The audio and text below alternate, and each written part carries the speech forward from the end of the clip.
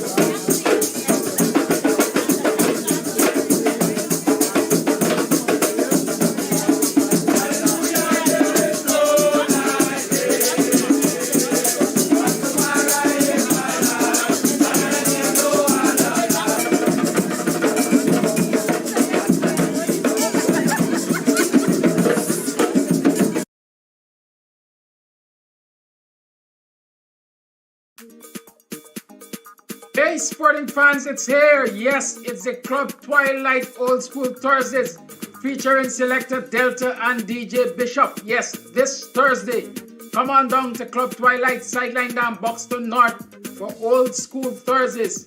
Karaoke on demand. Yes, Selector Delta and DJ Bishop on the ones and twos. Karaoke in the house and lots of old school style. Come check it out this Thursday at Club Twilight Sideline down Buxton North. Big up yourself and go on. Club Twilight Promotions done.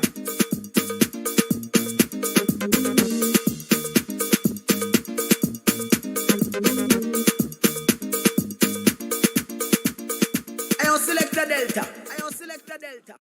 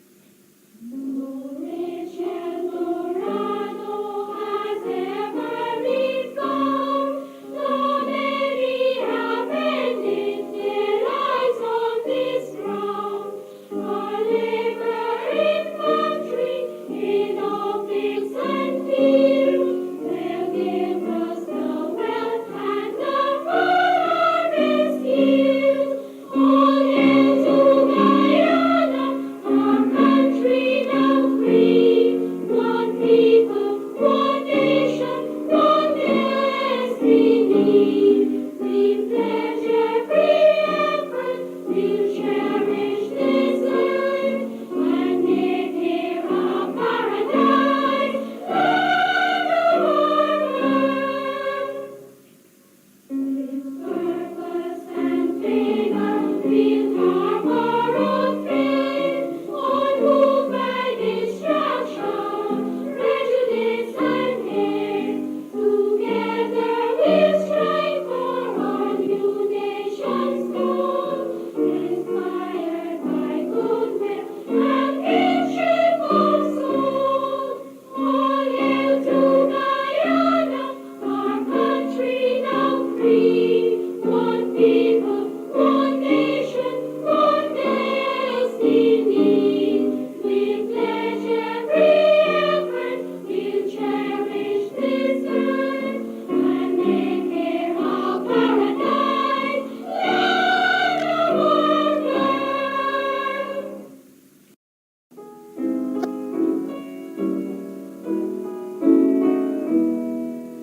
Oh, I hear not that others rave over fair lands afar, where still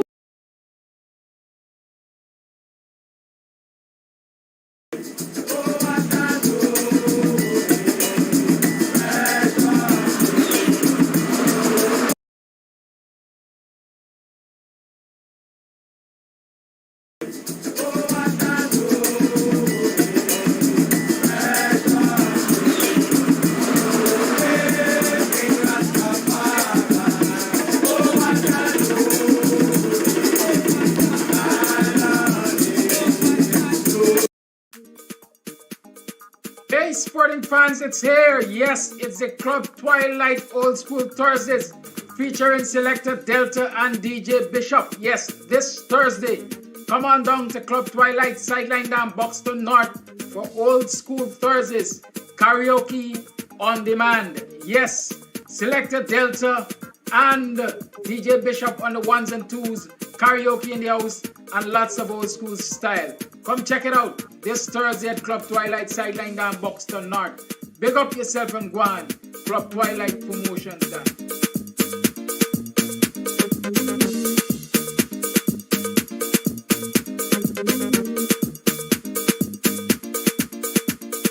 I don't select the Delta. I don't select the Delta.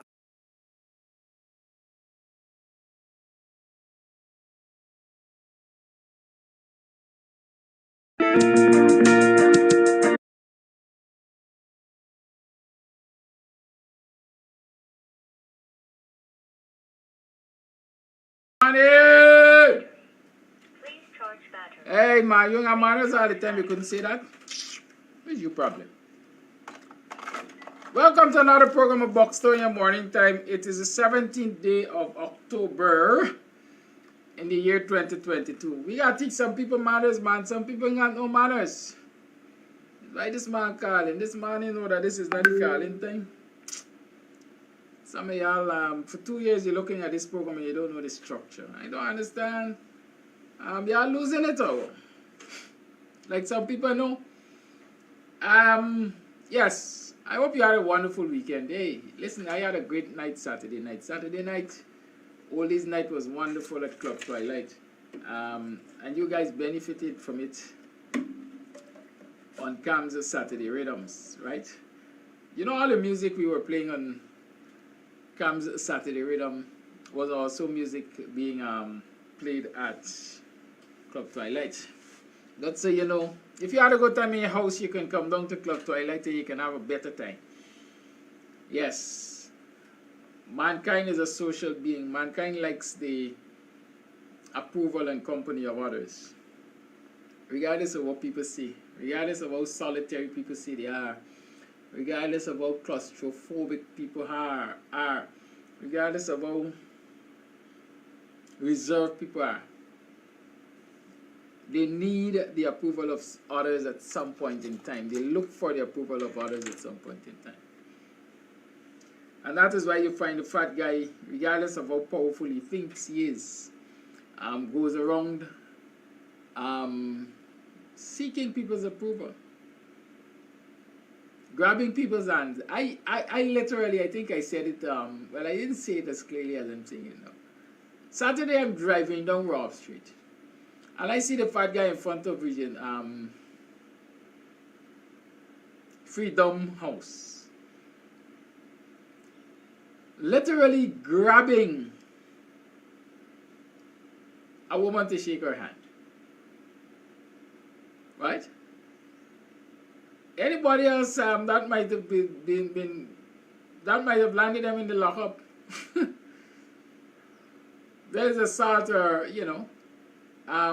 but the guy is aggressive, looking for people's attention, and it says a lot about that kind of behavior.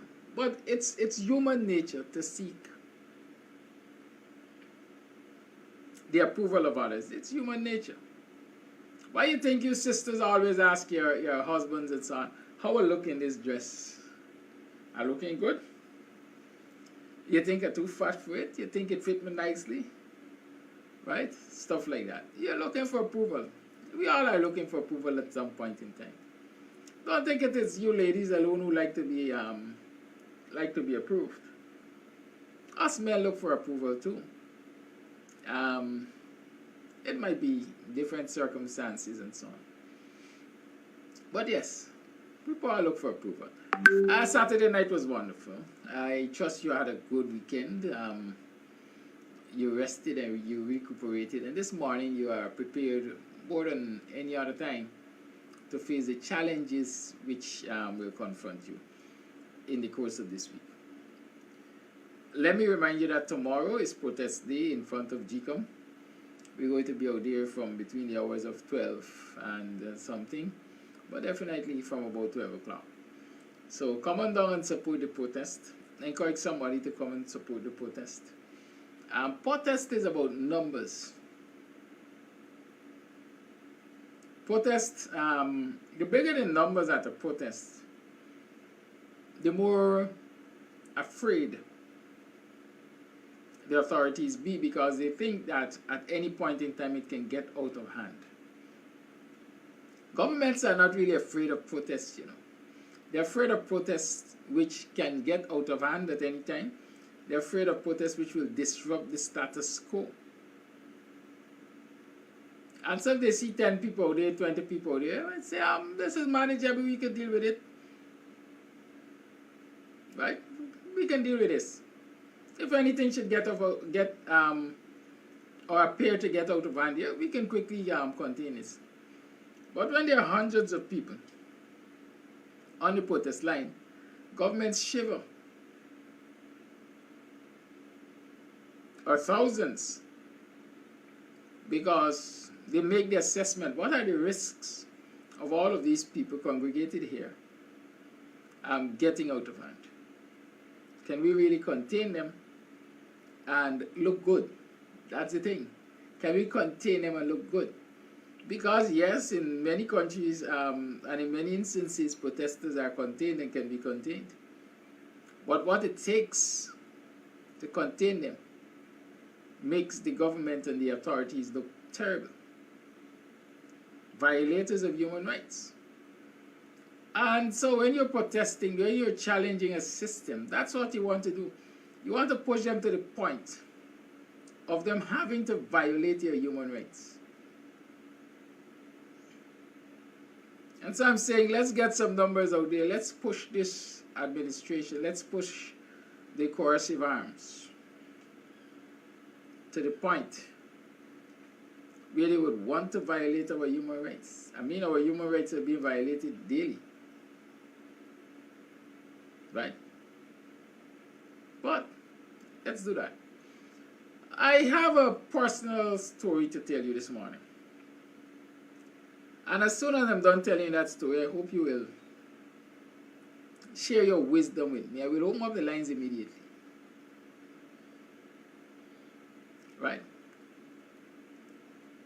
You see, how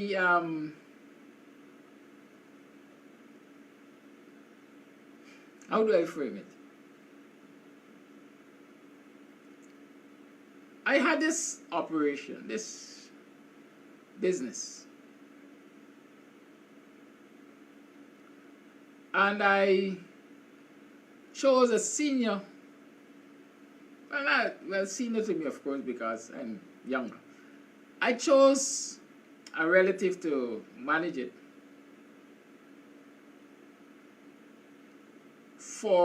he did that for a period of 23 years plus, let's say 24 years. And he was overstepping boundaries and stuff. And I thought, you know, let me give him a timeout. Let me put somebody else to run the show. And so I removed him and I put somebody else to run the show. They did that effectively for 3 years. It took another 2 years or so for me to really decide and, you know, remove them and put him back in control of the thing. Now the man is there for 2 years and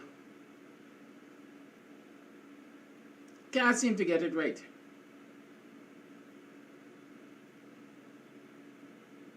We're experiencing a lot of failures, and when I spoke the other day, the man watched me in my face and said, well, it's not my fault. You had somebody here who made some bad decisions 2 years ago, or 3 years ago. 3 years, I think, yeah. About 3 years ago. So you can't blame me for this. I am at, as we would like to say, I'm at a loss how to deal with this situation. I'm encouraging you to give me a call now. 6225933. Now, call me. Give me your own assessment of that kind of behavior and what you think should be the way forward for me. Lines are open. 6225933 is the number to call. I've been giving you all the time. I've been sharing with you all the time. I'm asking you to share with me this morning. How should I approach that situation? Lines are open. 6225933 is the number to call. You tune to the BUXTONIAN morning time.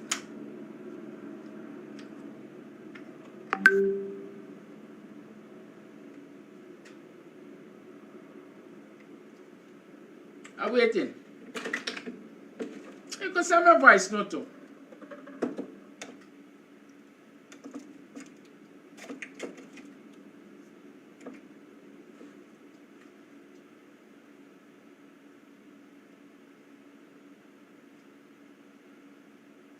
I'm waiting.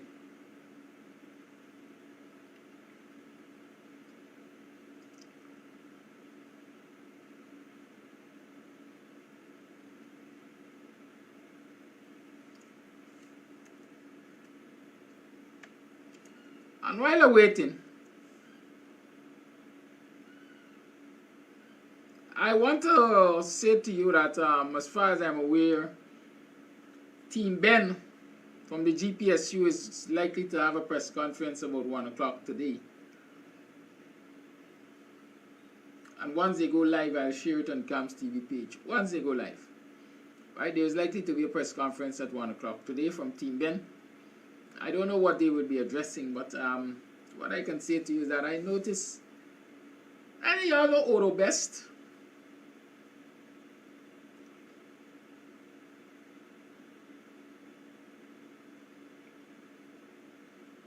And y'all know Oro Best. A particular viewer, one of our regular viewers and commentators, a few months ago, maybe a year ago, shared his opinion with me about Oro Best. I can't remember acknowledging or rejecting his assessment. But I too have been looking at Oro Best for quite a while, and I want to say, if that person is listening, I undoubtedly agree. There's no doubt I share your assessment. In case y'all don't know who is Odo Best is the guy who broadcasts under the name of what? Something for Guyanese Unity or Organization for Civil something. I don't remember the name exactly, but he's that strapping, as we like to say, real African man. As I usually say, even his tongue is heavy, right? That's Odo Best. I hope that helps you to understand who I'm talking about, recognize who I'm talking about. What do you know about Odo Best? I'd like to know what you all know about Odo Best. I mean, for 2 years or almost 2 years, whatever length of time, I've been giving you people advice. I've been talking with you, and nobody can call me or message me, voice note to tell me how to deal with this situation. Yeah, for real. What's your assessment of the situation and how I should handle it? Yeah, really for real? Anyhow, so let me get too personal. So I'm talking about Trevor Ben and his press conference today, or their press conference today. And in the same breath, I mentioned Odo Best. What do y'all know about Odo? I've had a few conversations with Odo. I believe in the ancestors' guidance. Right? And when I'm guided by the ancestors, I do just what that guidance tells me. I'm not a person who reacts quickly, you know. Well, wildly. Most of the things I do, I put a lot of thought into it. I'll share some of that with you this morning also. Because, you know, like I say, I usually share. So y'all share the program and thing. And I'm still waiting for y'all to help me to come to grips with this situation which I just described. So when I feel it in my veins that I should avoid you, I do that. If I feel I should embrace you, I embrace you. If I feel I should just sit back and watch you to make a form assessment, I do just that. And I'm the kind of person, I'll tell you,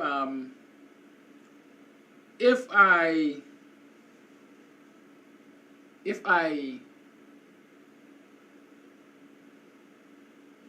feel strongly about you, only I could recognize that feeling, quite frankly. I know my body reacts to you. And if I feel strongly about you, about something, trust me. Right? Trust me. It might not reveal itself today, tomorrow, but it's going to reveal itself down the line. Right? And that is why I say I trust the ancestors' guidance and I work with the ancestors' guidance. But I'll share this personal story with you. This morning might be my personal story morning for teaching. When my son was yet a toddler, my mother and my sister, they used to babysit him. When his mother goes to work, I go to work. He's there and so on. And he used to wear 2 gold rings. You know, since our children born, we want to give them gold rings. And so my son had this pair of rings that he wore. Approaching, let's say mid-year or thereabout, one of the rings disappeared.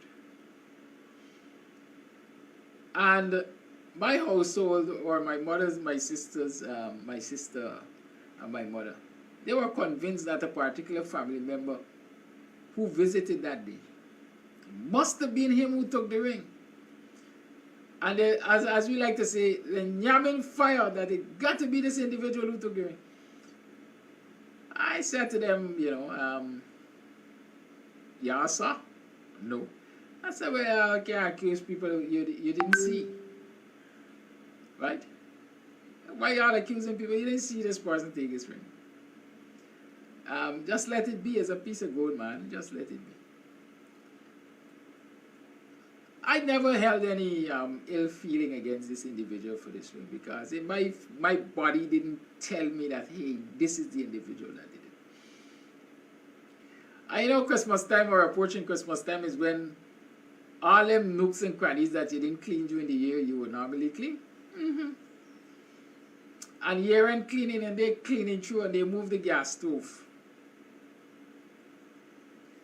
And right under there is where they found the ring. Nobody took it. Nobody took it. The child pushed his hand out of curiosity under the gas stove, and the lip under the frame hooked the ring off of his finger. And I pointed out to them and said, you all remember too, you don't judge people. Unless you got the evidence, don't judge people. Unless I feel it in my skin, I don't conclude unless I have evidence, physical evidence. Right. That's how I operate. And I am saying that to say, well, I have my assessment of Odo Best. And this assessment didn't just come by the few interactions I had with him via telephone mostly, I think. But I also observe his actions. For the last 2 years or so, every time I see Odo Best do a broadcast, it is a broadcast that is seemingly favorable to the PPP. I think the thing is called Movement for Civil Unity or something like that. Right? It's a broadcast that seemingly supports the PPP position. While this individual gives the impression or attempts to give the impression that, hey, I'm not supportive of what the PPP does or the PPP itself. When you listen to his stories, and you listen to his broadcasts and so on, I got nobody telling me that Odo Best ain't drinking the PPP soup.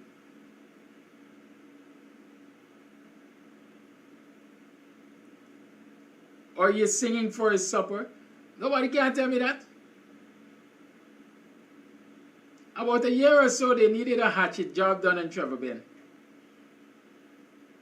And I only remember these things as new things come to the fore. Odo Best was the man who did that hatchet job, or tried to do that hatchet job. I remember him criticizing Trevor Bend for the purchase of what might be a Prado from the Lands and Survey Commission while he was there. It is a vehicle that the commission had put up for sale on auction, I think, and Trevor Bend had bought it. And I remember seeing a broadcast done by Odo Best when they were having this battle for supremacy at the Guyana Public Service Co-op Credit Union.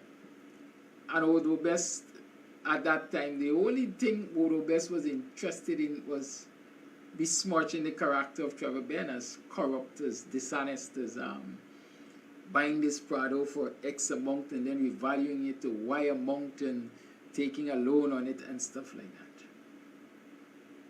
I have not heard from Odo Best for quite a while. And then over the weekend, somebody sent me a story that I saw 2 stories from him over the weekend. But again, these 2 stories were aimed at Trevor Bend, attacking and besmirching the character of Trevor Bend. And someone has to ask his or herself, what's in it for Odo Best that he continuously attacks the character of Trevor Bend? He's continuing on the quote-unquote opposite side of Trevor Bend on this credit union issue. The first broadcast the first one I saw was himself on the current management committee of the Guyana Public Service Co-op Credit Union.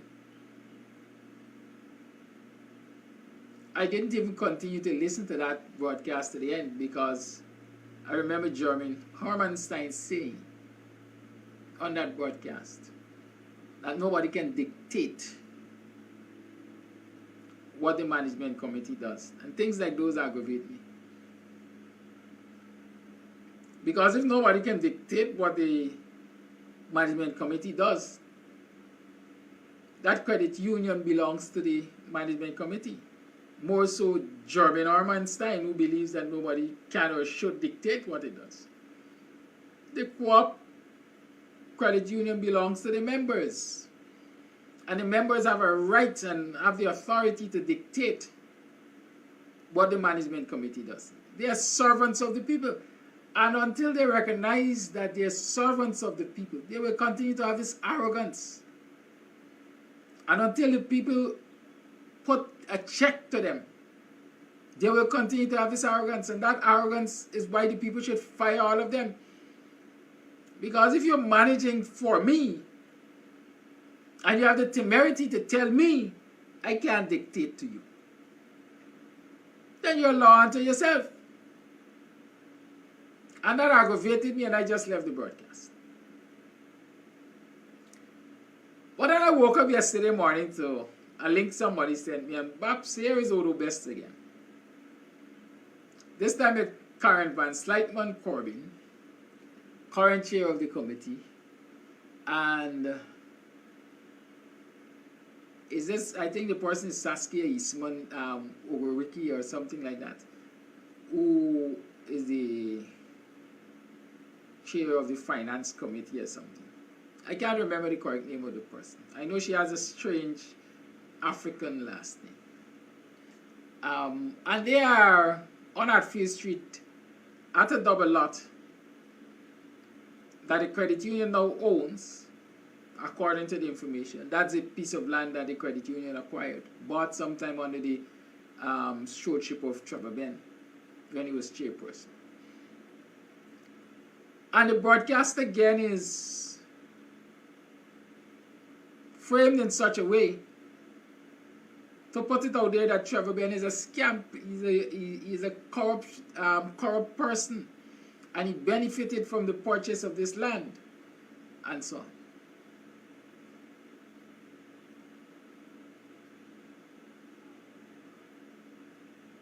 And since I created an announcement group on WhatsApp based on the contacts in my phone, Odo Best was one of those persons on the list. Somebody from Trevor Ben Camp sent me a flyer or something last evening, and I posted it in the group. Next thing I know, there are 4 or 5 flyers with X's and so on coming from Odo Best into the group. Don't make the same mistake again, and stuff like that. Attacking Trevor Ben again. I'll tell you quite frankly, I removed Odo Best from my group. We can have our differences of opinion. Whatever I think you're working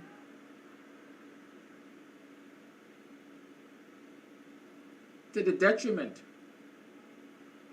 of the masses of the people who own that credit union, I will not allow you to use my platform to do it.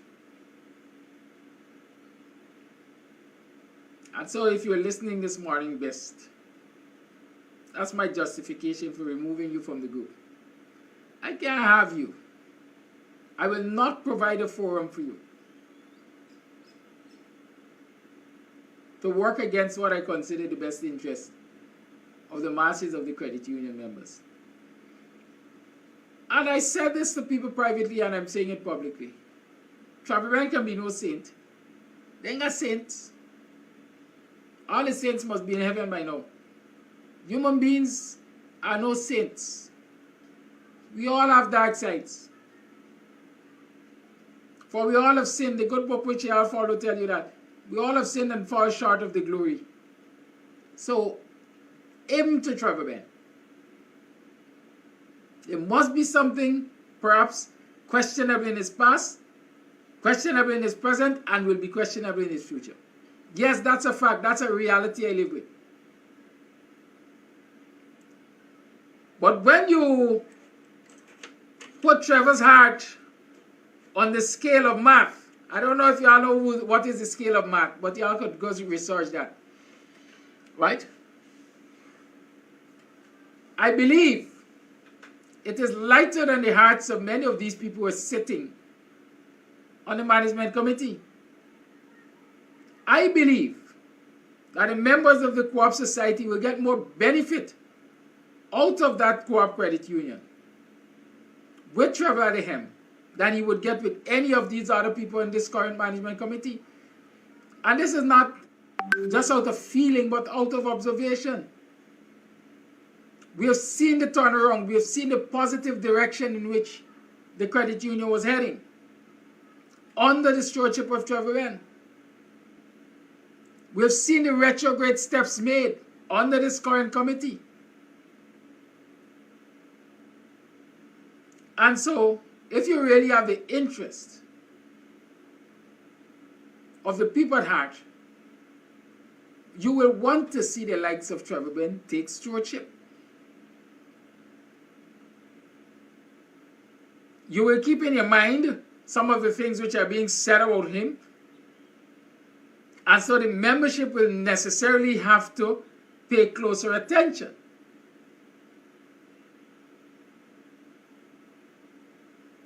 Right? That's all I'm saying. Here it is. You have these two folks on that broadcast, which I mentioned yesterday morning, criticizing Ben and making innuendos that there must have been some amount of corruption or some financial benefit to Ben for buying this piece of land for a price of $158 million. One of the first things I want to say to these folks is y'all got poverty mentality. Y'all got poverty mentality. That's my first conclusion. These two people have poverty mentality. If not for themselves, for the members of the co-op credit union. Because the co-op credit union owns the property on Hatfield Street. Is that Hatfield Street? Yes, it's Hatfield Street too. Right? Hatfield closer to Camp, I think. Based on the utterances, it is as if the credit union should own no other property. One and only. Despite the fact that they're recognizing the inadequacy of the current location to do some of the things that Trevor Wren envisaged could be done for members. Pharmacy and one-stop shop and this and that. Despite the fact that they in their utterances are saying, listen, the space is tight where we currently are. They have a problem with the acquisition of that double lot. It's a double lot, according to them, for $158 million because they think it is too much. Let me tell you something. Stay in your lane. Stay in your lane. If you don't understand how the world of commerce and the free market system works, stay in the lane. And if you can't understand the free market system, then you have no business wanting to lead a financial institution.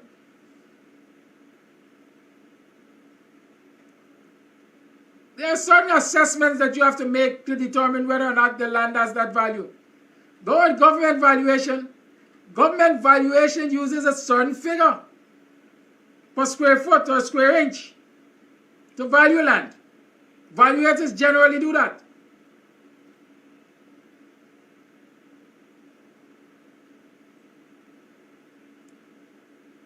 In a free market system, it is a seller's market. Yes, there's the invisible hand which determines price based on demand and supply, at least so they say. But in a society like ours, or let's deal with the invisible hand, when supply is low and demand is high, prices rise. And if you look around the Guyanese society, if you look around the city in particular and its environs, there's a scarcity of land. And so naturally the prices will go up for land because the demand for land in and around the city is high. So land that was valued $10 million 20 years ago is valued much, much more than that currently because the demand is higher. and the supply is low. Specialty items usually have a higher value. In this instance, the land that the Co-op Society was looking for has to be specialty. It has to be special. It has to have a particular characteristic. It has to be big enough to accommodate the modern complex that they're talking about. So the question is, could they have found land that suits the need of the co-op in the city at a lower cost? Don't tell us they got land that is cheaper. Tell us about the criteria. If you look at the land that they're talking about, it is right on Hatfield Street. It has direct access to the road. It is a double lot, which means it is large enough.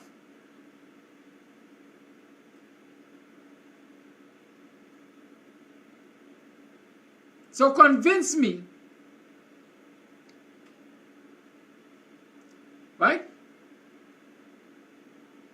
So convince me that the seller of the land, the seller of this unique piece of land, can demand what he or she wants as a price and get it. Say the starting price was $200 million. They were able to negotiate it down to $158 million. Kudos. Because like I'm saying, it's the seller's market. If the seller wanted $100 billion fit, you are the choice. You either buy it or leave it alone. Listening to these people, Van Slytman Corbin, according to them, there was a vote taken at the management committee on the acquisition of this land. The majority of the committee voted for it. It means some of those who are trying to impugn the character of Trevor Ben right now voted for it. And this woman obviously is blowing hot and cold based on what I heard her say. I interpret what she said as she voted for it. But she was never convinced that it was the right thing to do. And so if you cannot stand by your conscience, we'll give you a right to leave. You can't stand by your conscience. You're whiffer-waffer. And the PPP loves people like you, and that is why I think people like you should just go home and relax. That's my firm belief.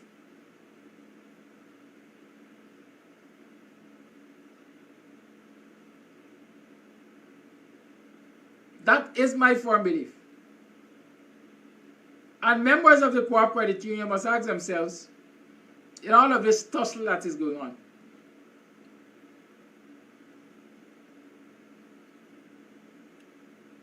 who will best serve their interest? Both of these people who want to be chairman for the Co-op Credit Union might have baggage. Who carries the heavier load in baggage? But who is able to carry their baggage and satisfy your needs at the same time? That is what it comes down to, because like I said, nobody is a saint. Everybody got a dark side. But who, despite their dark sides, have you proven to be on your side, looking out for your interests? That is what it comes down to. In my assessment, not Karen Van Slytman and her team, Van Slytman Corbin and her team.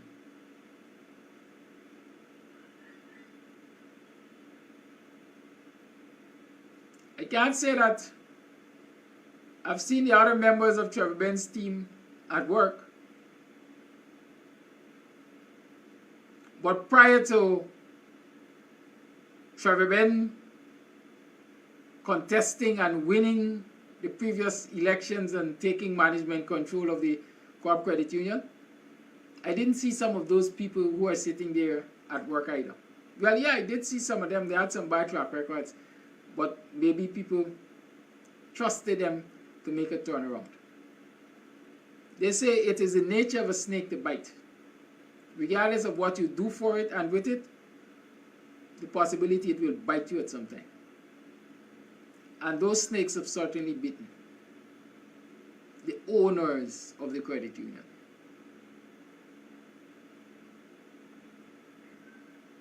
They cause them to go to court, expend $1 million or millions of dollars to fight them over their right to decide what happens at the union, at the co-op credit union. And they're coming and saying, we have your best interest at heart. Vote for us. And I could be, what is it? Malicious. I could hold malice. And I say it every day. I'm not a member of the co-op. I don't have anything to gain from the co-op. But as an outsider looking in, I can see what is wrong. And I'm encouraging credit union members to look in and look formally, look properly. The 24th is about 7 days away. It's next Monday. Just say Monday to Monday is 8 days now. Right. So next Monday, the 24th, 8 o'clock, at the new centralized school, y'all go and make your presence felt. Those who are joining virtually, remember you have to get your credit union number to vote virtually. Go get it. Don't let it push you around. Go get it. If you have to go early morning and stay till late at night, ensure you get it. Because I'm sure that a whole lot of things are being done to disenfranchise members. But you have to be vigilant. At the end of the day, it is your resources. It can be used to do things for you. And you deserve a light today. On Friday's program, somebody, I think perhaps Coffee, spoke about a bank for black people. I don't think we necessarily have to have a bank. But we have to make institutions like the Public Service Co-op Credit Union work for us. We have to make systems like the co-op system work for us. That's what I want to say to you. And I'm still waiting at 8 o'clock now. It is 8 o'clock. So 45 minutes or so ago, I asked you for some advice. I have not gotten it as yet. Right? Y'all being selfish.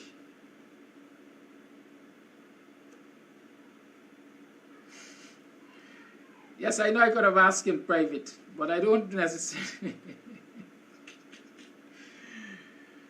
I want to have this discourse public. I really want to have this discourse public because I know I want this individual to benefit from the assessment of outsiders. And that is why I've made it a public issue. So it can't be seen as, people might say sibling rivalry and all of that. I want this individual to have the benefit of outside opinion. Right? Good. Call A Live, good morning. Hey, good morning, Kadaki. Good morning, listeners. I'm tuning here. I'm listening to your show. I'm listening to your support for Trevor Bennett. I am not a member of the credit union. You are not a member of the credit union either, but it doesn't mean we should not, look into the interest or to the betterment of our fellow Guyanese.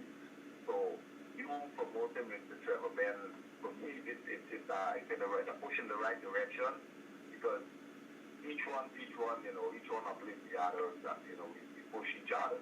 So I want to encourage the listeners, all right, even if you're not a member of the credit union, I want to encourage you guys, for those of you who are family members that are a member of this credit union, give them a call, check on them, inquire on how they'll be voting come next Monday or Tuesday, I think it is. Okay, if they're going to be voting virtually, encourage them to go and get their number, make sure they know their number, make sure they have the correct numbers, because we know come election day there could be a lot of hiccups, all right? My input here, Trevor Ben would have turned the credit union around. The cooperative credit union was a ghost back then. Trevor Ben came around and invoked the dead. People were seeing changes in the credit union, improvement, not just changes, but changes in the positive, in the right direction, positive changes. All right? Now, like life goes, regardless of what you do, there'll still be people that don't like you for whatever reason. Some, you may be progressing better than them, and, we would have seen this in the case of Trevor Ben. All right? Trevor Ben would have advertised his vision for the credit union. He would have demonstrated great leadership in that short space of time he would have taken over the credit union. So there are people out there who will try to, tarnish his name and his image, mess with his reputation. All right, so guys, go out there and make sure, all right, we continue the progress of the credit union.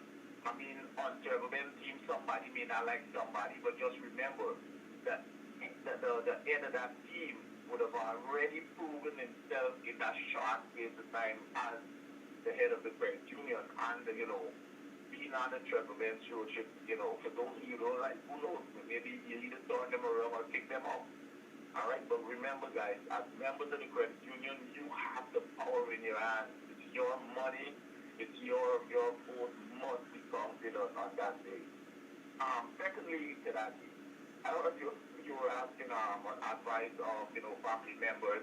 I don't know if you were hypothetically given that scenario there, but sometimes we trust family members to manage our interests in our assets, and if we give you one chance, two chance, and you're not improving.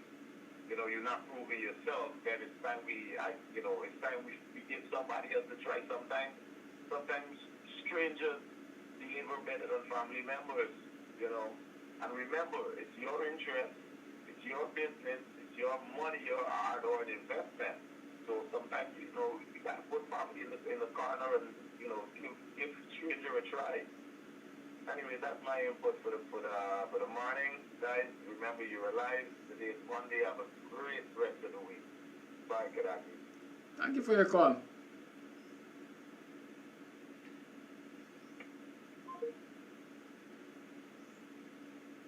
Voice note.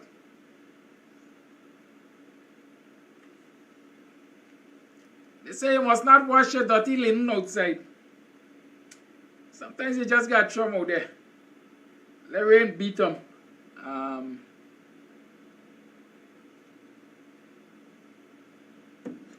Rain beat them and sun dry them. Good morning, Mr. Ambassador. Good morning, Guyana, and all viewers. My first question to you, Mr. Ambassador. Caller, can you hold the line, please? 5-year period. Is there a falling out between you and the person, or the person is still around, or that person has had a lifetime expire? What is the situation with that individual?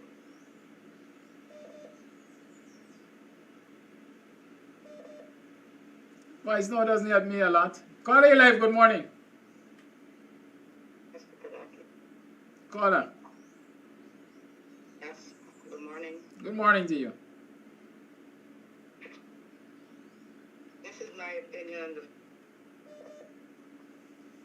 on the if the issue at first was not the person was competent in the business, not give them 20-some years, get up to par and they have it, and then you decide back at what is about I don't have because he didn't think that I could do it. Right, I really don't give a damn. My opinion, it's family. If you after 20. Caller, you're going in and out. I guess you're at a bad connection spot. And we want to have the benefit of this full conversation. Can you try calling back or send us a voice note? Please and thank you. Okay. Bye. Okay. Call you live, good morning. Yes, good morning. Can you hear me? Yes, caller, good morning. Okay.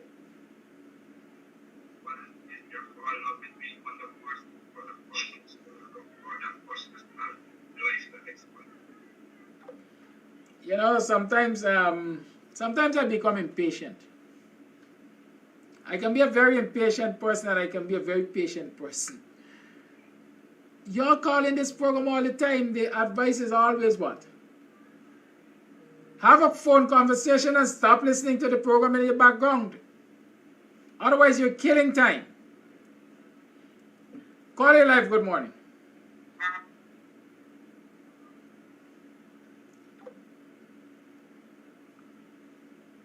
The lines are open. 6225933 is the number to call. You call to talk with me on the phone. Let's talk on the phone. You can't listen to the program for what you say and how I respond. Listen to the phone conversation. That's how we do it. The response, the whole conversation is going to be delayed on the program. Yeah, and humans, sometimes I just get fed up too.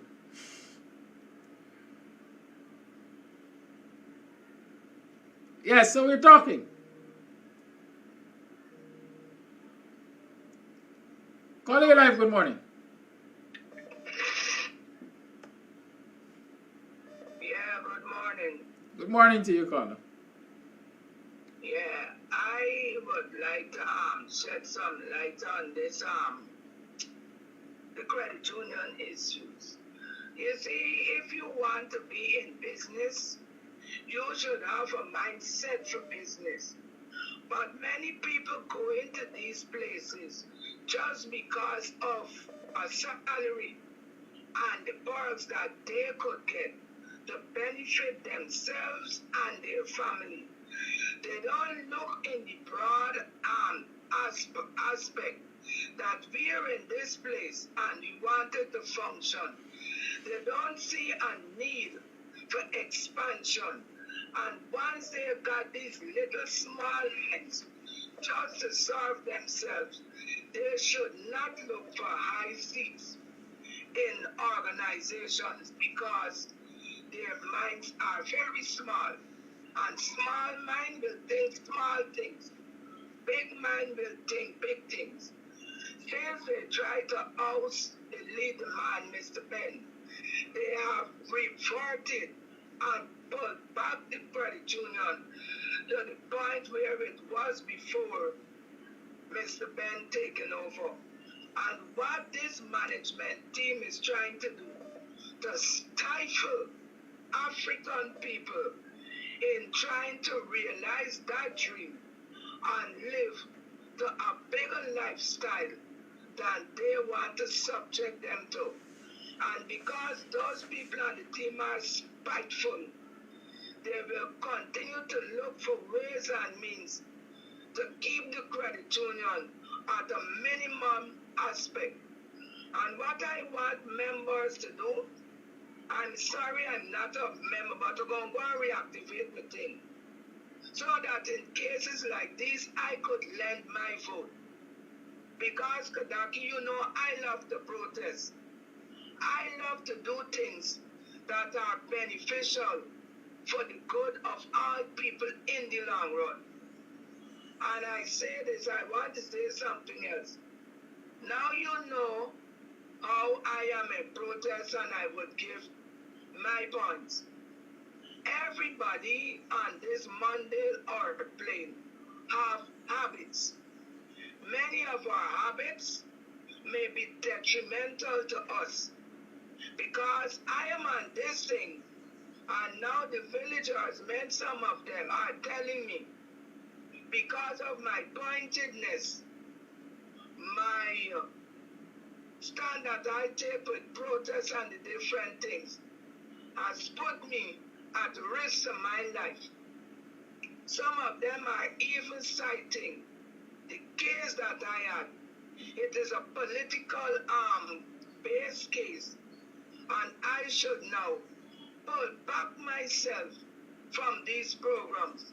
I must now don't even put on my device to view these programs, which I cannot, because I know some people got habits like smoking that is very detrimental. You can't tell them what to do. Some of them are alcoholics.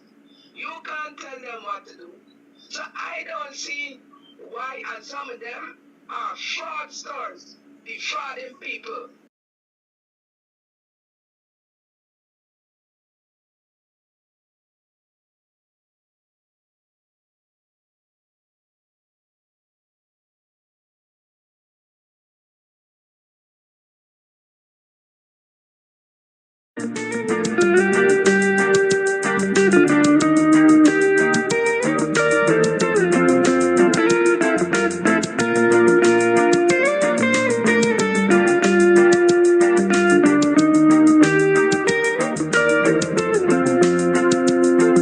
Guyana, Eldorado, best of all the world to me.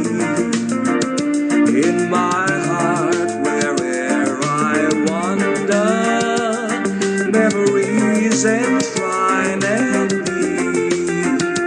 All my hopes and aspirations, all my longings, woes aside, everlasting bonds surround us as the fleeting years roll by.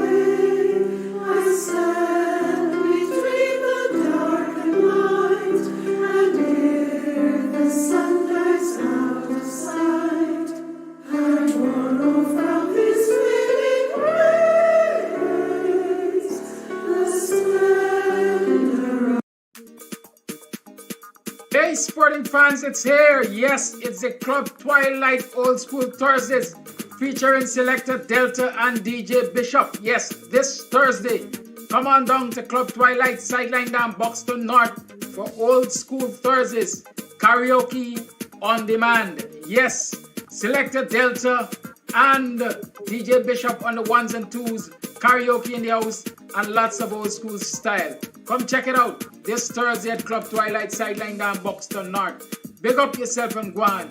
Club Twilight Promotions done.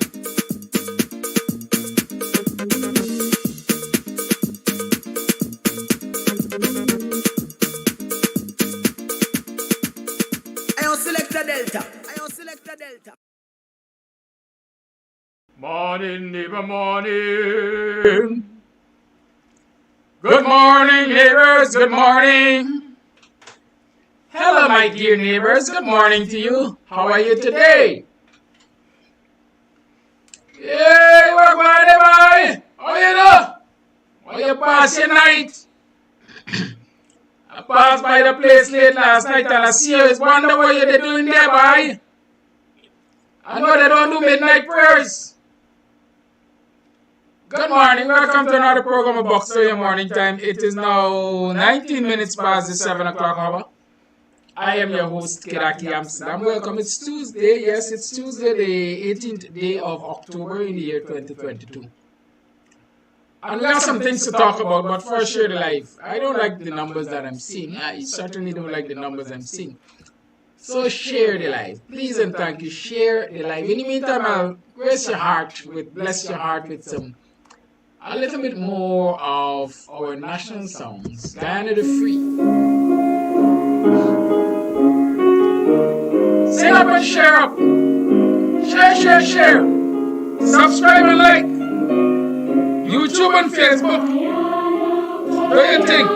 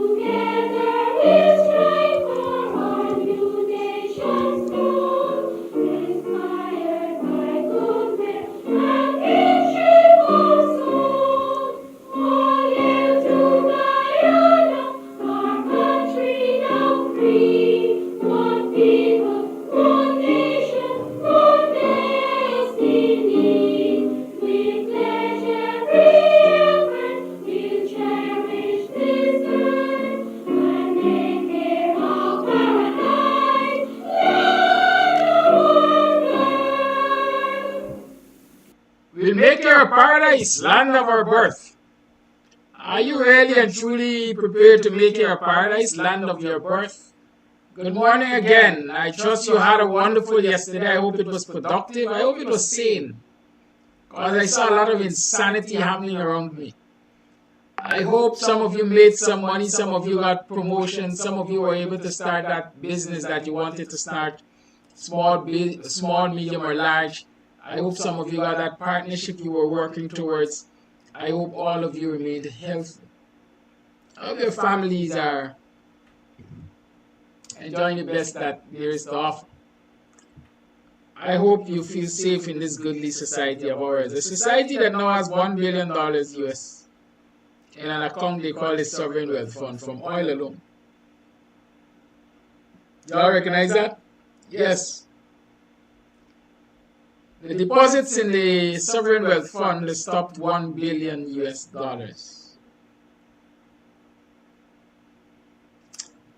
What would you do with $1 billion US?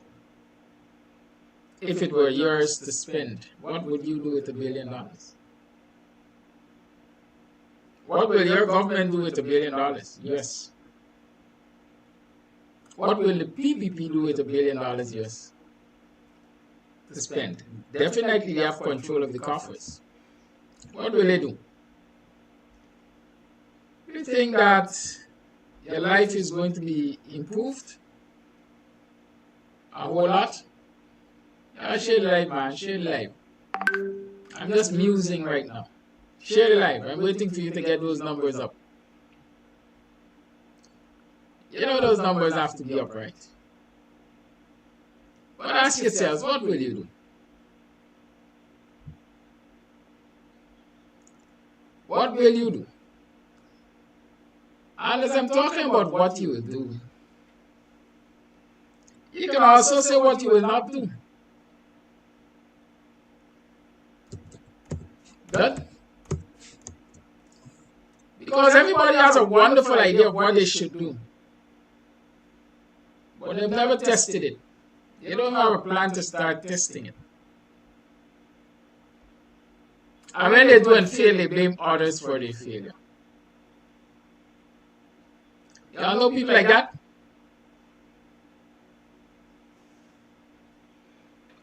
Michael Wade says public servants need salary increase.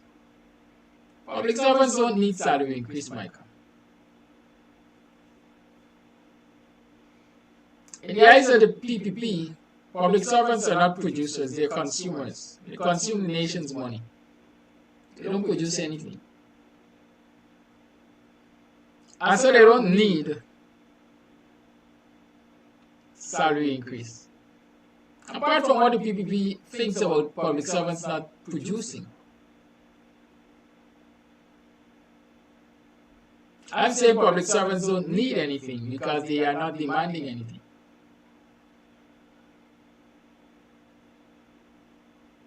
A hungry child will come to its parents and say, hey, I'm hungry. I want something to eat.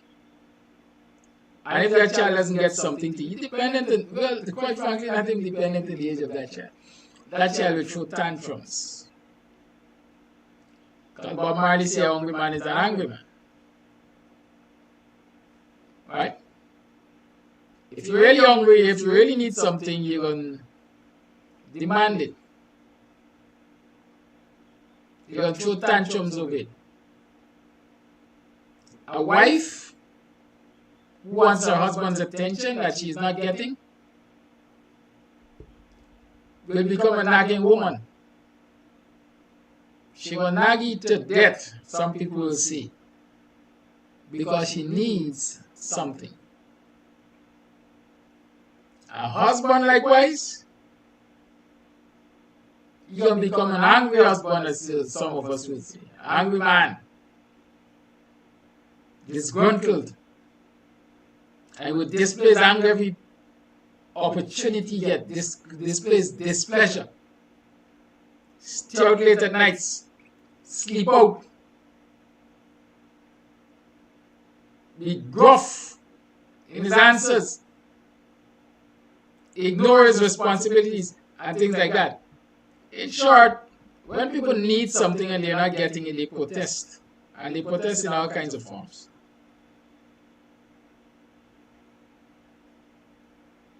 Right? They protest in all kinds of forms. Are you seeing any protests from the public servants?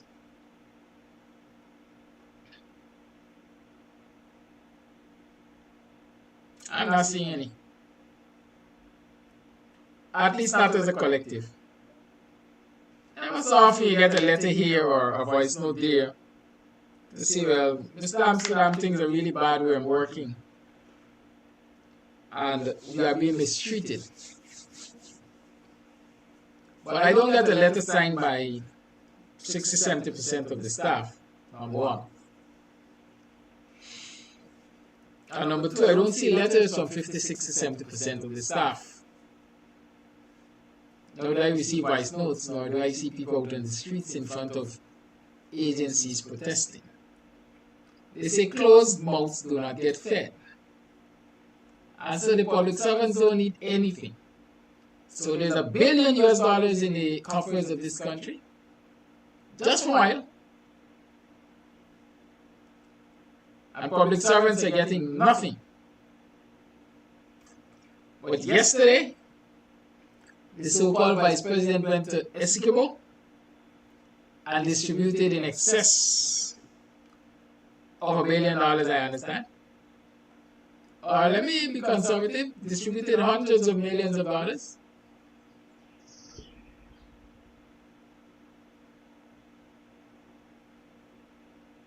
To fisher folks, or some kind of folks over there. Like he did in Borbis, like he did in the Mararo, like he did in the outlying regions. The PPP continues to distribute money. in segments of this society where they believe that they have a formidable support. Big money. No chicken feed.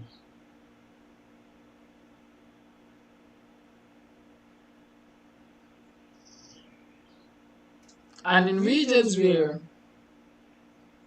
black people are predominant, communities where black people are predominant,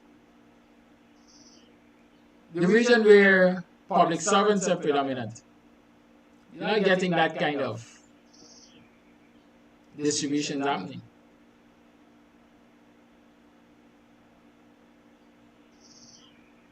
You're not getting that kind of distribution. If you get distribution, you get small change. Like a contract on average of $2.4 million for BUXTONIAN contractors. Like a promise of skill training. Yeah, let me talk about the skill training thing. Right? A promise of skill training for unskilled African Guyanese youths especially.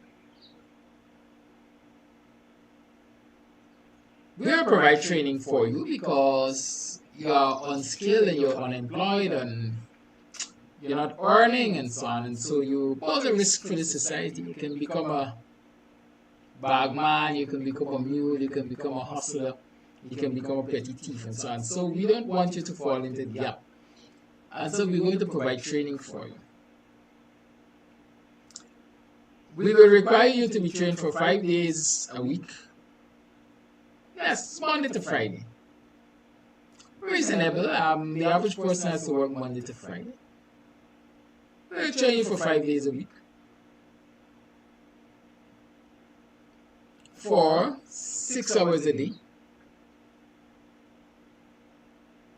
And so you'll be training for 30 hours a week. Yes, 30 hours a week. 120 hours per month. Right? And we will provide you with a stipend. Oh, glorious government, PPP, you're doing so well for these young people. We will give you a stipend of $6,000 monthly. Somebody say hallelujah. 120 hours of training per month for $6,000 a month. Yes, you're unskilled, you're coming with nothing, you except your brain, perhaps. But you may not have to pay traveling because let's say it happens in your community. But in that 6 hours, you might need 2 snacks or 2 meals or a meal and a snack each day. You already are unskilled and unemployed, and so perhaps you don't have the resources. And if government is helping you to acquire a skill, then one would understand, one would believe, and it's the standard practice around the world, that they will also assist you in meals and so on, traveling expense and meals. And sometimes, in some cases, raw materials for your training. Well, here it is, we have an offer for young people to be trained 120 hours a month for $6,000 a month. My immediate guess is you're being paid about $50 an hour. Right? How does that rate compare to training stipends around the world? Because $50 an hour is what? 25 US cents? Where around the world do you get trained and you're given 25 US cents per day? Hour, right? I best use my calculator because something telling me it ain't right. You know? Something telling me it ain't right. $6,000 divided by 120 hours. Yes, it's $50 per hour. And $50 per hour is perhaps about 25 US cents.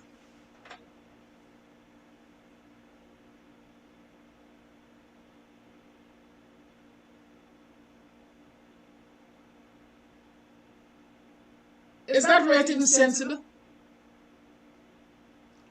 Is that rate even encouraging? Or it is what I see as totally disrespectful to the people that training is being offered to? Huh? Y'all talk to me.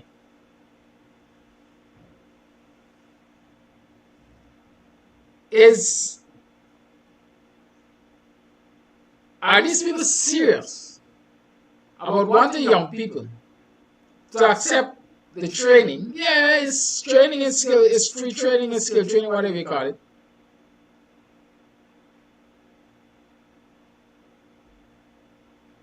But is it human?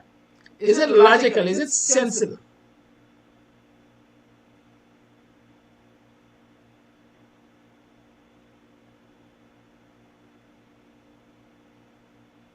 Do you expect anyone to accept $50 for an hour of training? So in a day of 6 hours training, you get $300.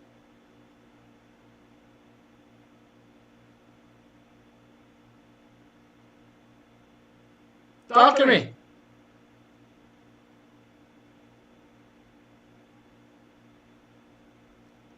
Lord Warden, listen, sometimes you are too sentimental here.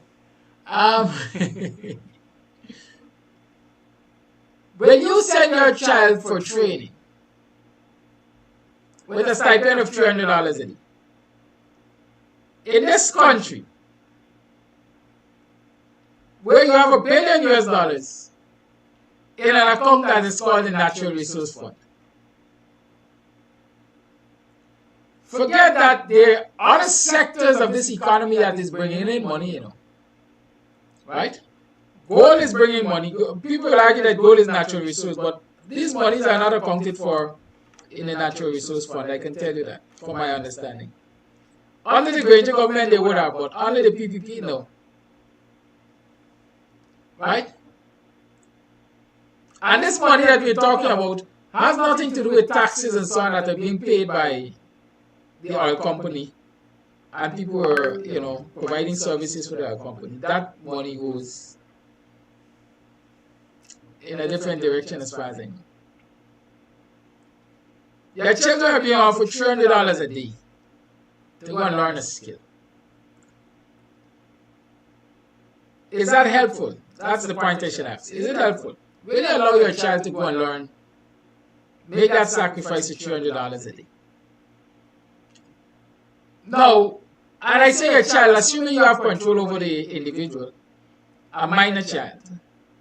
And so you can say, okay, this is my responsibility still. This child is still a minor. I'm supposed to provide for this child. I'll provide him meals and so on for this child. I'll let him or her go and learn this skill. What about the person, an individual, unemployed, adult, who might be a parent already, whether a single mother or a father, and they're being offered $300 a day to go and train? Do you expect them to go and accept the training? Are you serious about trying to improve their life through this training? At least to me, I might be small-minded, intellectually lazy. I do not see a single mother or father, parent, going to accept that training, are going to get that training, going to undergo that training, and being granted a stipend of $300 a day. Because I still have a mouth to feed. I still have bills to pay. Was I making it happen without the training? Possibility, yes, it might have been hard. But I know within myself, if I stay and I hustle, whatever the side hustle, whatever the hustle, possibility is I might make $2,000 a day unskilled. And so where's the incentive for me to accept training? if I'm going to get 1/7 of what I can make unskilled as a hustler, where is the encouragement for me to really take the skill? Many will argue that the skill will serve me better down the line. I'll be more marketable. I might get a more consistent job. I will earn more money. But people have to dwell in the now.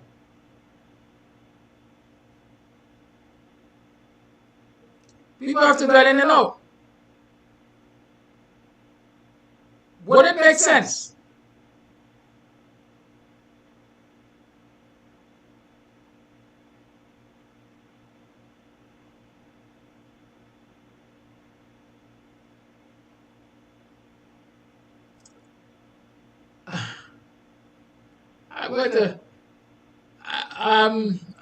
I'm going to address two persons here right now.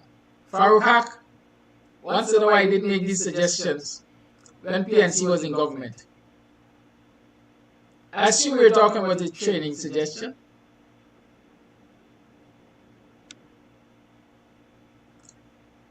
and Dwayne Faber is asking, what do I have to offer as a lifeline to the unemployed and someone who never went to school?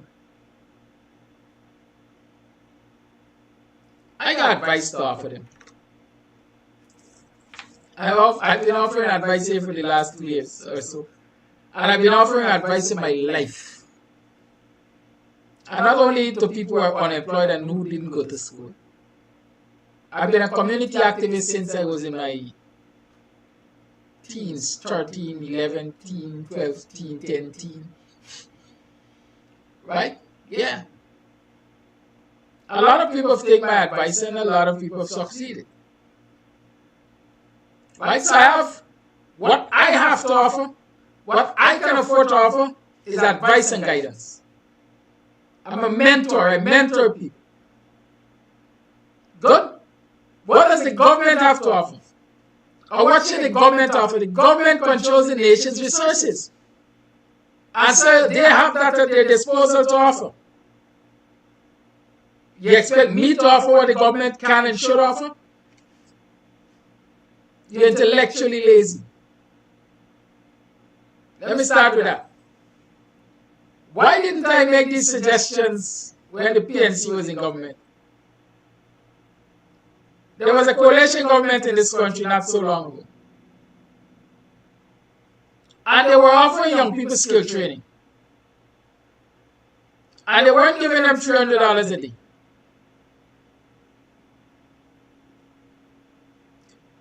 I worked as a community action officer with the Citizen Security Strengthening Program. It's a program that came under the management of the Ministry of Public Security at the time, Ministry of Home Affairs now. It is a program that was IDB funded, if I remember the funders. Let me give you the history of the program in short. Under the PPP, there was a program called Citizen Security Program. The head of that program was a well-known PPP supporter, major league player. But by the time the first cycle of that program came to an end, what they realized, it was buried in corruption. The money never reached the people it was intended to reach. It was corruption left, right, and center. I'm trying to remember his name. Popular chap. I think he might be dead now though. I can't remember. Good? Don't worry the name. The facts are important. Those who follow public affairs will know who I'm talking about. So when the coalition went into office and they came upon this bigotry, they had to rebrand the program to Strengthening, Citizen Security Strengthening Program. The program was multifaceted. It did not only offer skill training to young people. It offered skill training and counseling and so on to those imprisoned. it was a program that was meant to reduce recidivism or recidivism. Now, recidivism or recidivism, dependent on if you want prefer before, is that phenomena where people continue to do the same thing they've been doing all the time. So you get a youngster, you take him off the street because he was caught up in petty crimes and he's locked up in the system. He's sentenced and then he gets released after his sentence. And he goes and he commits a similar act. And so the cycle of crime continues. He continues in that cycle of crime. Because what? You did not do reformation, you only punished. And so the Citizen Security Strengthening Program was meant to reduce that recurrence. And part of what was recognized as being possibly able to reduce the recurrence is giving these young people skill. Because you're stealing because you have to eat. You have bills to pay, you have expenses. You got to survive, you're in survival mode, so you're stealing. And you're doing so because it's your only way out as you see it. You don't have a skill. You're not employable.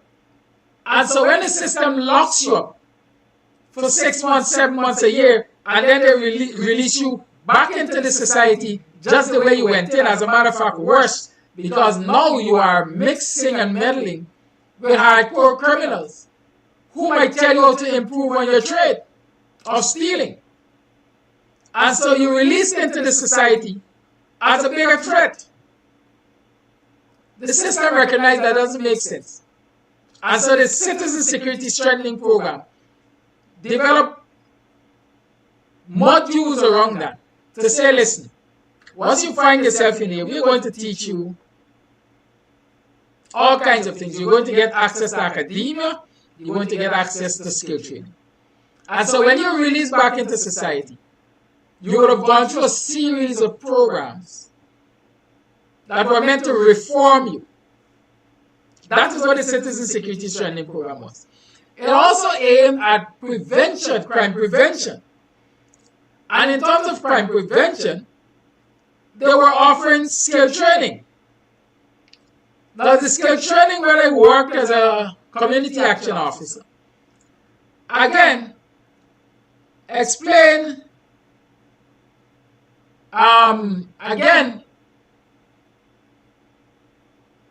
the skill training that was being offered while I worked as community action officer was aimed at preventing crime, giving children access to skill.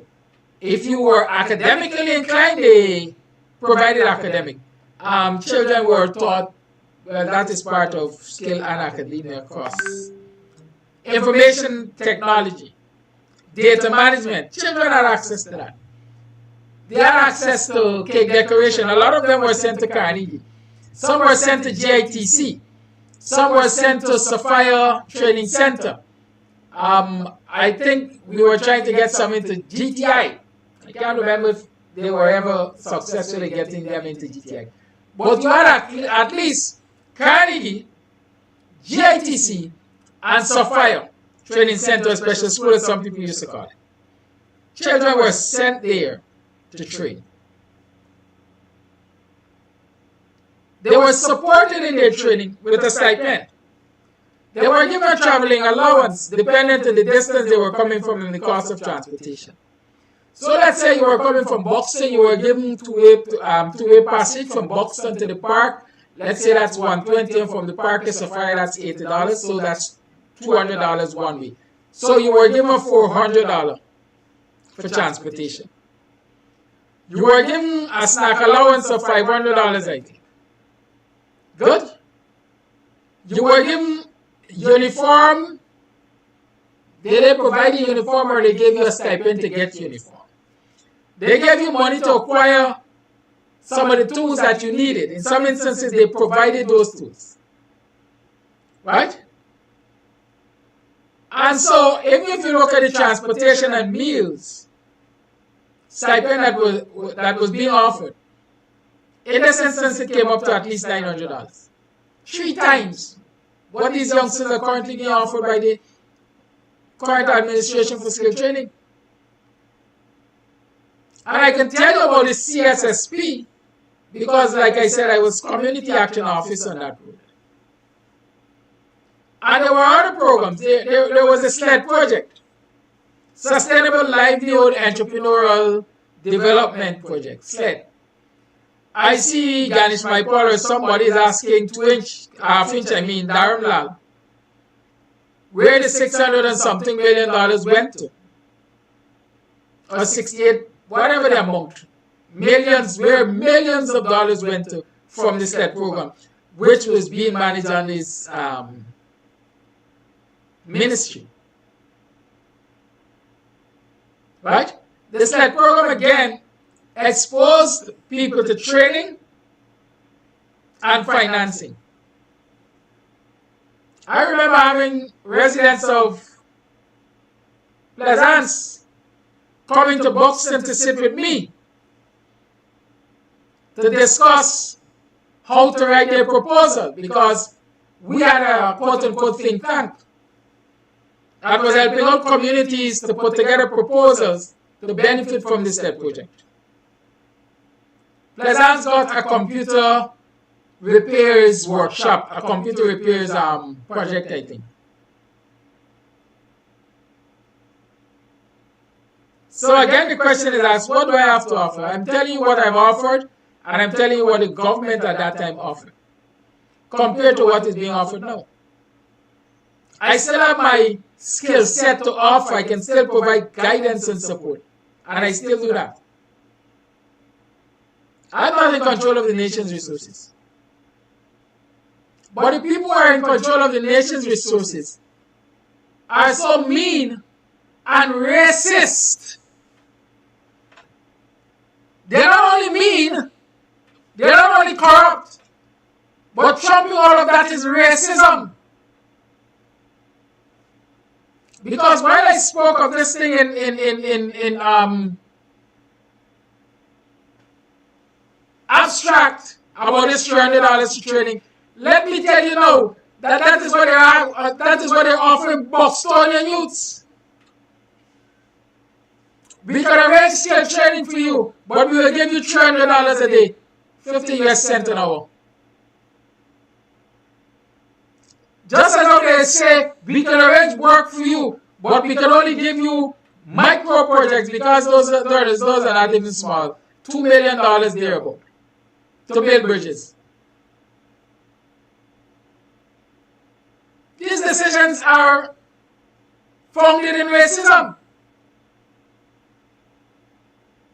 And there is a comparative data out there. One man is offered $103 million to do a street. Another one in another similar community is offered $60-something million to do one bridge. And Faber and whoever this other clown find it necessary to ask me, what do I have to offer? Or why didn't I make these recommendations when the PNC was in government? Well, the coalition was in government not so long ago. The PNC saw government many moons ago as a single entity.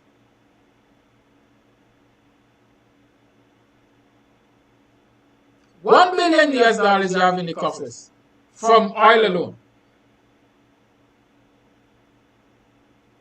But you still have children. You have children who are attending school in tents. Poorly ventilated tents. You have children who are attending school with bathroom facilities that are not functional. You have teachers who are being given 4 sheets of cardboard to create teaching aids to create a child-friendly classroom.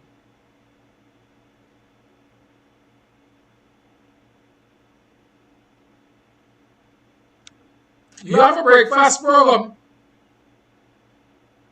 where children are served commercially manufactured beverages.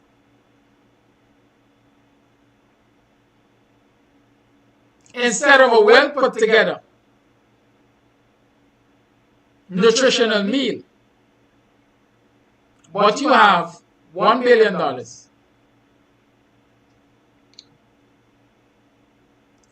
in the Natural Resource Fund. You have teachers who are going to work with well-stocked bags to sell snacks to children at school. Y'all recognize those days? Y'all like cost fobs, Warnham, but in the 80s I know teachers used to go to school and sell tamarind bars and so on to supplement their income. We didn't have access to oil money. We didn't have $1 billion US in the Natural Resource Fund. We didn't have oil blocks to auction off. We didn't have access to international lending agencies at the click of our finger, at the drop of a hat. Teachers were doing that back then, and teachers are doing it now.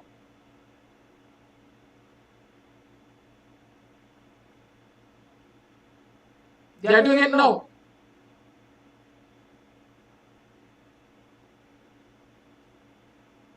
So what has improved? What has improved? Without oil money, the coalition government provided breakfast to children, well-balanced meals. Nutritionists were responsible for overlooking that program.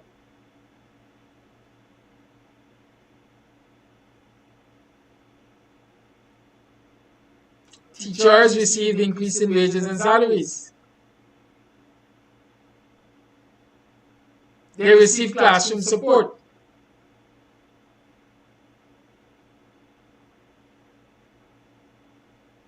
And Granger government didn't have access to the oil money then.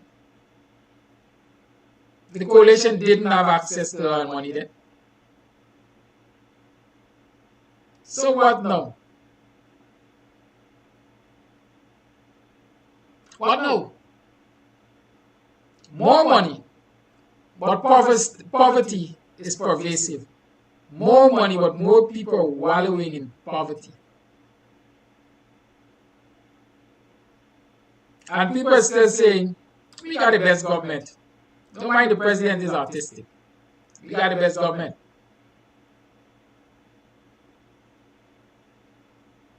Are we for real? Are we really for real? So Ben at this press conference said yesterday that his opponents, the likes of CARNIVAL, are not ready for the big time. They're not ready to manage other people's money.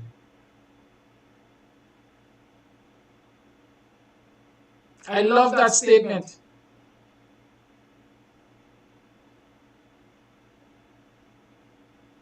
Because it goes back, at least it just crossed my mind that it might be related to the biblical principle thought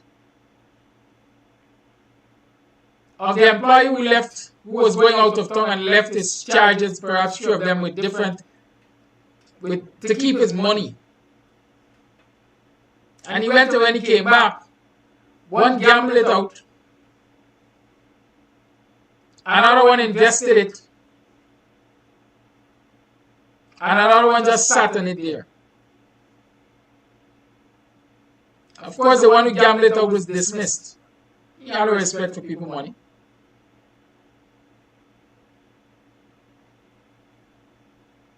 The one who sat down on it was rebuked. And the one who invested it was praised. Right? And elevated. Because you understand what money is. Money is there to make money. And if I give you money, and you make more money for me with it, then you know what you're doing. You should remain in my camp. And so these folks at the credit union, they are saying, Charubena is spending money because he sees money. But Ben reports that on his stewardship, through the loan, mortgages and so on, the credit union earned $100 million, if I remember the figure clearly. If you sit on that money that the credit union owns and you don't lend it out, will you earn $100 million?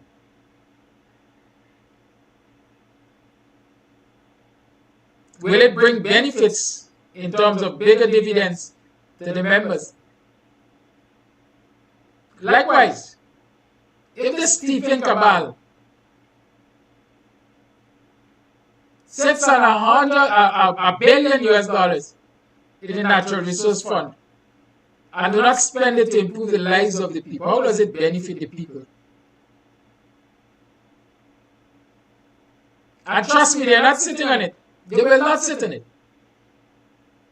They will spend it, they will find projects to spend it on in communities that they believe should benefit from it, and they will steal a lot of it. I think in the argument for the establishment of the State Asset Recovery Unit or State Asset Recovery Agency, SARA, it was quoted, I think it was the IDB, again through a study, which said something like 38% of public spending goes unaccounted for. They say go to waste. That's their way of saying it is lost through corruption.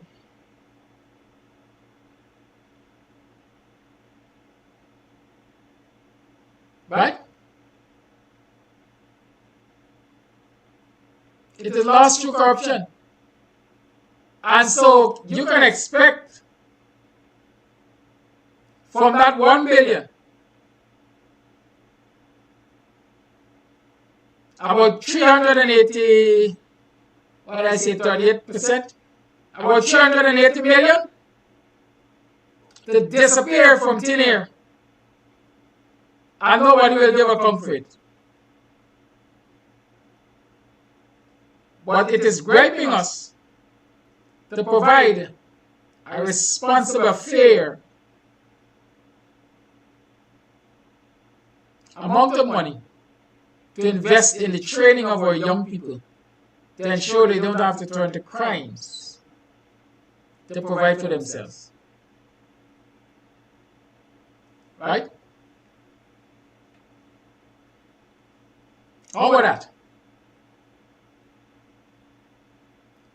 And I like to address the racism because if you go to other communities, they don't offer the children, the young people there $300 for skill training. They don't.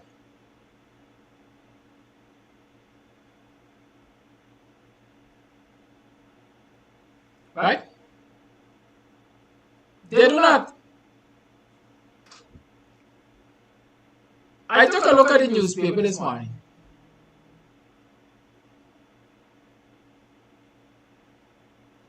And one of the things I noticed, or there are several things I noticed. EXXON seeking proposals for project management services for technical training center in Berbice. So from this headline, I'm immediately saying, listen, somewhere in Berbice there is going to be a technical training center. Right?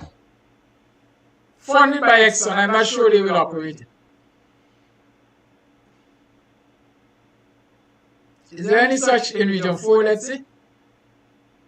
Do you know of any technical training center for EXXON in Region 4? We also heard that early in the year during the budget, Jagdale spoke about the Gaisuko Training Center in Berbice being used to train former sugar workers or people in the sugar industry about petroleum-related skills. Did you remember that? Did you remember that? So, you know, That's what I have to offer. Guidance, analysis. What is the PPP offering? Discrimination, apartheid, corruption, theft. I noticed, I mentioned to you last week, I think, the corruption at the Enmore, Haslington, NDC. I noticed this morning also that there's a young man from one of the Amerindian communities who was arrested because he can't account for some funds of the local authority there. Why hasn't there been no arrests from the Enmore incident? And on the East Bank, I think at Eccles, NDC, there's another set of fraud there. Have you heard of any of those people being arrested? Huh? But we are the best government. They're fair. They distribute resources equitably. They treat citizens equitably and fairly. And so we should just rally around them. Don't you think? At least listening to some of you on this broadcast, one would believe that that's the way to go. It's now 6 minutes past 8 o'clock away. You tune to the BUXTONIAN Morning Time. Let me remind you that there's a protest in front of GCOM today from about 12 o'clock. Go out there and join the protest. Come out and join the protest. Bring your numbers, bring your placard if you prefer to make your own. Come with your own message if you care to. But whatever you do, join the protest in front of GCOM. Today is a big day, you know. Today is the day before. I don't know how many of you are aware that the CCJ is going to hand down its ruling tomorrow. Remember that election petition matter that went to the CCJ? And they had stayed their decision? Well, that decision is going to be handed down tomorrow. What do you expect of it? What do you make of it? Do you think that Wisdale Ford, etc., et al. Will be victorious again? Do you believe Anil will have his way? Do you believe democracy will win in Guyana from that ruling? Let me hear your thoughts on that. I can't preempt what the courts will say. I don't know what the courts will say. But I can say, like I've always said, the onus is always upon us to test these matters in court. That is what the courts are there for. I don't like the CCJ. I don't trust the CCJ, quite frankly. I've seen them railroad justice in this country. Took jurisdiction where they ought to have been no jurisdiction and so on. But that's why when I get granted. So if it's the CCJ we have instead of the Privy Court, etc. That's what they will say tomorrow. You can tell me what you would like to hear them say or how you see it going. Right? But that's that. How about opening up the lines? It's 8 minutes past 8 o'clock. Let's talk. You're free to call and let's talk. Good? And a lot of you who come here and ask me what I can do and what I have offered and so on. A lot of you throw governmental responsibilities on my shoulder. Just recognize that. If you do the same thing and you hold governments responsible, then we can have a better society. Yesterday, a man suggested that I walk around in my community and find out who are all the pensioners and ensure that they get their pensions. There's a procedure for getting pensions in this country. You get NIS pension, I think, at 60. For you to get NIS pension, you must have been in the system, you have to work, you have to make contribution. And so if governments put systems in place to ensure they work, if governments really have the interest of people at heart, nobody will have to ask me to do what that gentleman suggested yesterday. Because if you have records of contributors, and so when you see a contributor is approaching the 60 age, or the age of qualification for NIS pension, for example, then the system should naturally send them a notice by a certain time and say, dear sir, madam, according to our records, in another year or two you will be eligible for NIS pensions. Kindly provide the following information, documents and supported by documents or whatever, so that the process can begin. In this modern day and age,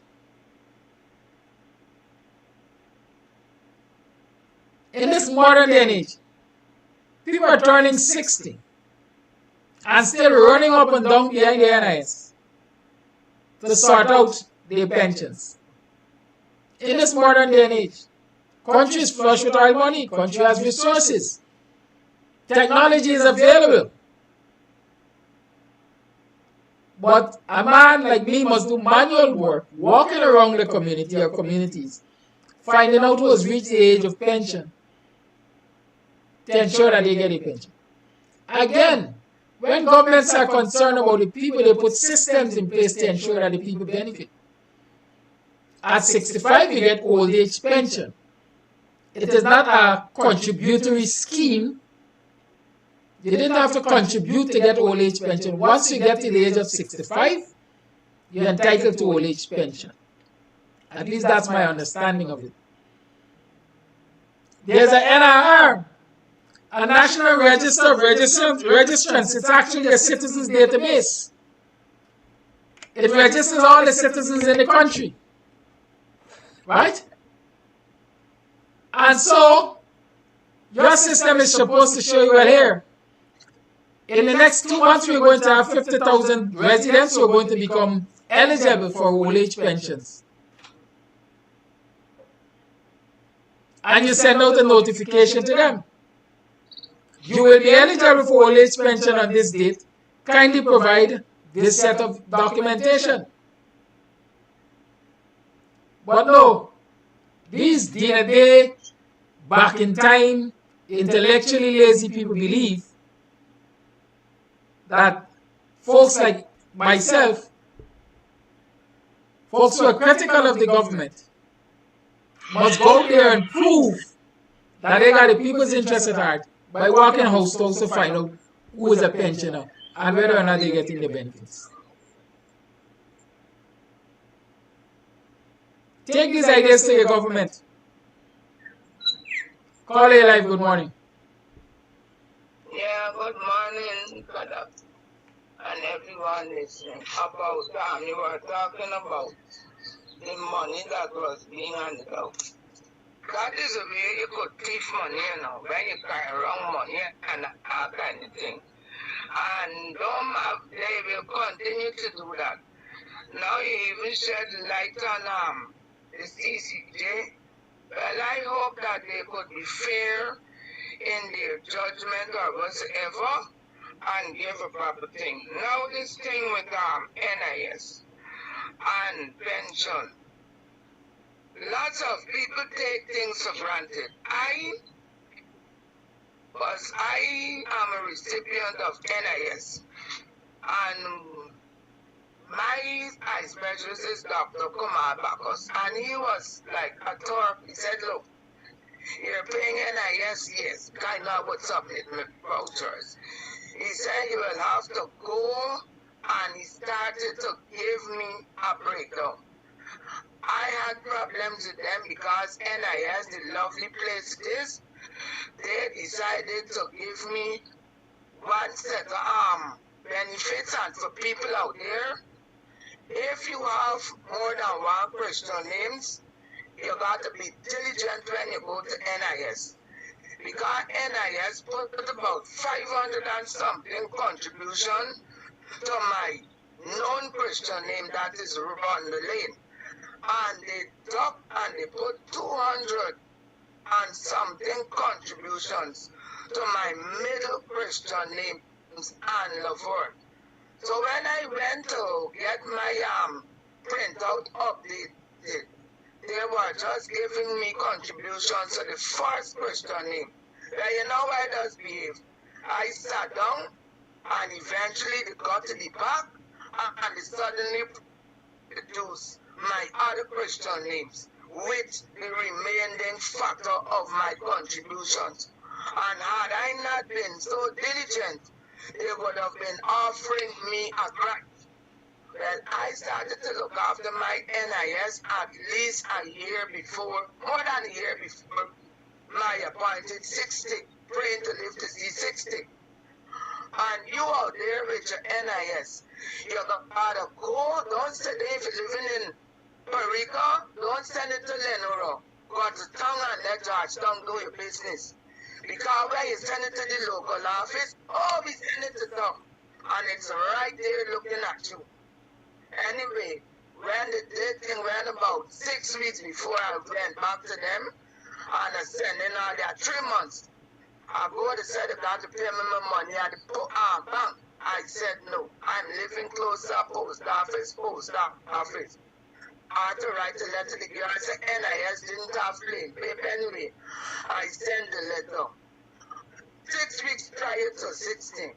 And when I was 62 days after the 60th birthday, that was the 10th of December 2020, I went back to them.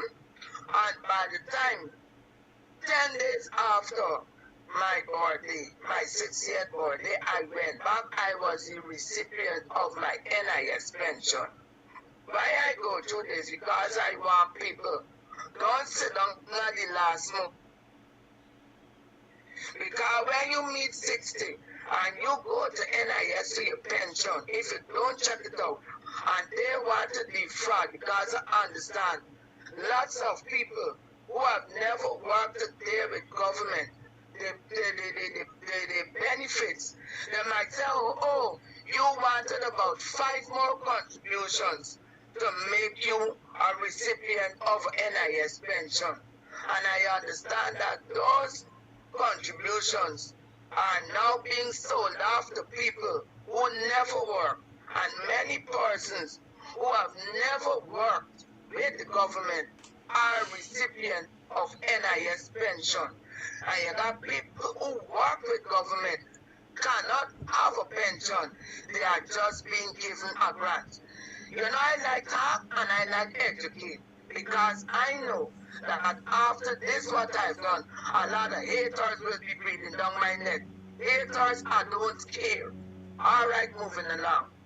Now, yesterday I think it was, I noticed Nigel London was bashing the leader Norton, and he claimed that he removed his support from Norton. Why? Because everybody was talking about Figueroa shaking the hands of the installed prime president. He said that Norton sent out sympathy to the Queen, and everybody know that the monarch, the royal monarch of England, were the same word we calling in front of them, and he should not have gone out to send a message of condolence. You know, when I listen to that man, I suddenly realized how stupid and foolish he is. Leader Norton is the leader of the opposition. He is inclined to be leader of the country, which we all are praying for. And when you become a leader, you have to extend condolences to all over the world, because you may at one time, you are now on the World Forum, you're a leader, and you will be expected to do what is protocol. And nothing as the leader of the opposition, that is what is called for. No matter how much the royal oppress Guyana, that is what is expected. Everybody, partly all over the world at one time, were colonies affiliated to the British Crown, whether oppressed or not. That was their duty. And if the leader of what he is saying, the oppressor, died, it is protocol that you send out sympathy to the country. We in Guyana, we were affiliated to England until the 25th of May, 1960s. So sending off sympathy to the same body who came here to release us from being a colony. I don't see that as a problem against what Figueroa did. PPP are known oppressors. PPP, look what the PPP is doing to the Africans in Guyana. Look what they are doing to the same Linden people, the same Niger London does get up and do lives and do all kind of things to put out in the world, because we are a global world because of the technology, to show the disagreements and the things that is going on. When the other man did breaking down houses in Linden there, Amelia's wife, he was very vocal. So I don't know why he must sit down and congratulate and push Figueroa and try to rub off what Figueroa did by hugging up and kissing up in front alley to say that he cannot follow nothing. Well, let me tell you, Niger London, you can't follow him, but other people will be following him. So you ain't making sense. You just look stupid acting out there. Bye-bye. Oh, by the way, I understand somebody reached out on the program and said they want to meet with me. Anyway, Kadaki, when the person come, if they don't make contact with me, you got my contact number, you could pass it on. And I hope the person is listening. I will accept, and I am looking forward to seeing the individual. I have no qualms with seeing people. So thanks, and that's my contribution. What o'clock is the protest this afternoon? On for 12. 12? All right. Thanks, bye-bye. Thank you for your call. Voice notes.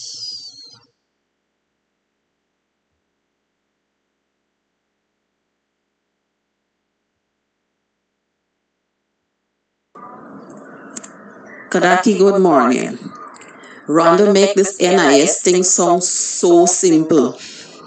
I can tell you about my experience. When I was about to turn 60, I started looking after my NIS pension. And I had months running before I could have gotten my NIS. And the thing is, every month NIS money is being deducted from your salary and paid in. And when you go there to get your benefits, it's a hell of a time.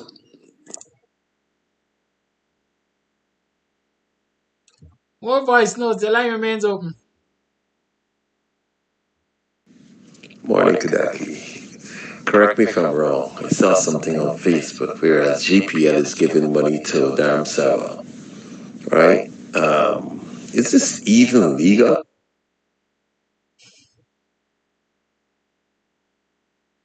Right? And then that other one, the little mo talking about how Abnu misspent the money, GPL's money, but outside of that, is this even legal for them to donate money, state money, from a state-owned company to a religious organization? Is this even legal? morning, Kadaki.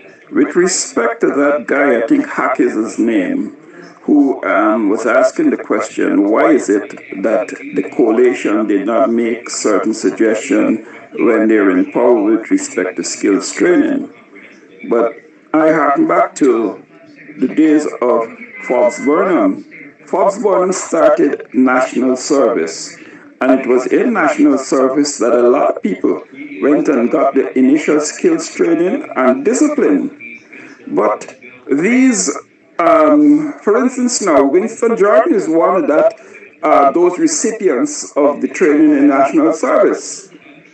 But these visionless, myopic, mentally constipated set of people, what did they do? As soon as they got in power, they did away with the national service and now coming up with this idea as if they had a sudden epiphany to tell you about skills training. This was done way back in the 70s. So we shouldn't allow them to come and try to throw some kind of dust in our eyes as if this is something new. It's not new. With respect, I think I was listening to Rhonda just now, and she was talking about Nigel London. But I think Nigel was right in his assessment. When the African leaders went to England, what did the people did? They put all of them in a bus to go down to the Abbey. The Ethiopian president is the only person who said no, she has to be driven in a motorcade. She's not going in any bus, and she refused to. But all of the other African leaders were put in a bus. Now, you should listen to the sentiment from the African countries talking about the Queen and colonialism, and you got a different idea.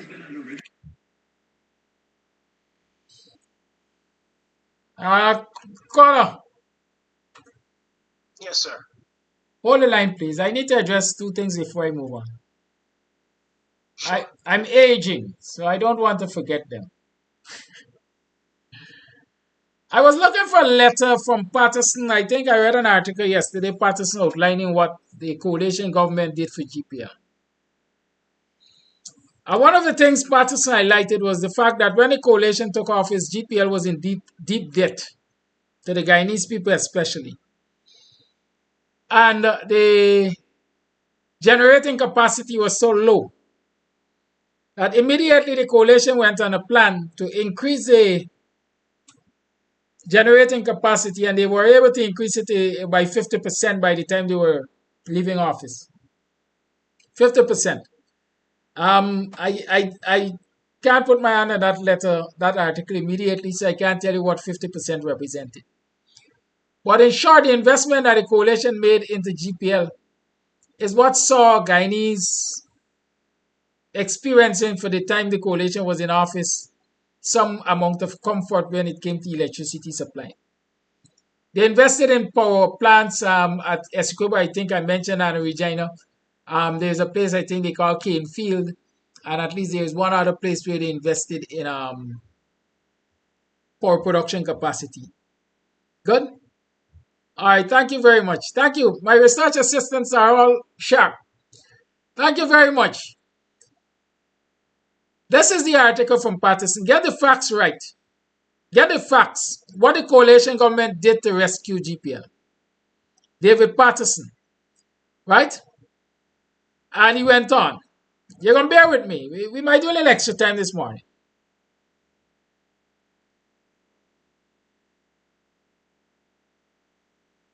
Prime Minister Mark Phillips is quoted as saying the new 46.5 megawatt power generators currently being installed are part of the government's plan for reliable electricity.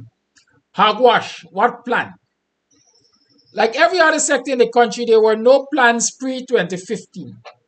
Absolutely nothing.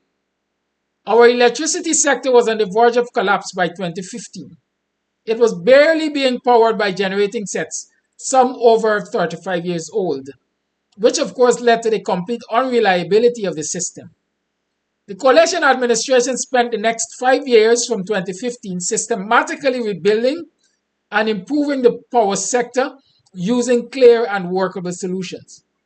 In 5 years under the coalition administration, 9 new generating sets totaling 63 megawatts were purchased. Anna Regina 5.4, Bartica 3.4, Bellevue 1.5, Canefield 5.5, and Garden of Eden 5 sets, 46.5 megawatts. In 2015, the generating capacity of GPL was listed at 120 to 125 megawatts, which means that in 5 short years, the coalition's work increased the generating capacity of the company by 50%. Never in the history of the company has it enjoyed such a huge increase in generating capacity in such a short period. Even more impressive was that this increase was financed without any external loans. Let me repeat this. Even more impressive was that this increase was financed without any external loans. Under the PPP between 2007 and 2014, US $155 million in loans were taken on behalf of GPL. This entire amount was mismanaged due to a lack of vision and corruption, resulting in a broken system pre-2015. On average, US $22 million per year in loans was given to GPL during this period. Yet our power sector was on life support in 2015.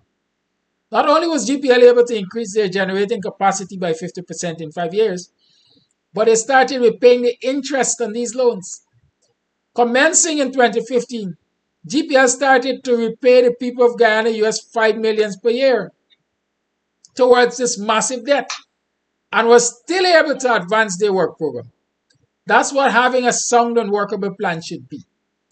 GPL's improvement was not only limited to procurement of generators during the same period, but the company was also able to reduce the technical and commercial line losses by 5%, which resulted in annual savings of 450 million Ghana dollars. The company also carried out an impressive maintenance program, some of which is outlined below. Almost all the transmission lines over 300 km were repaired or upgraded, despite the big lie by the PPP that no maintenance work was done on the transmission lines in the last 4 years.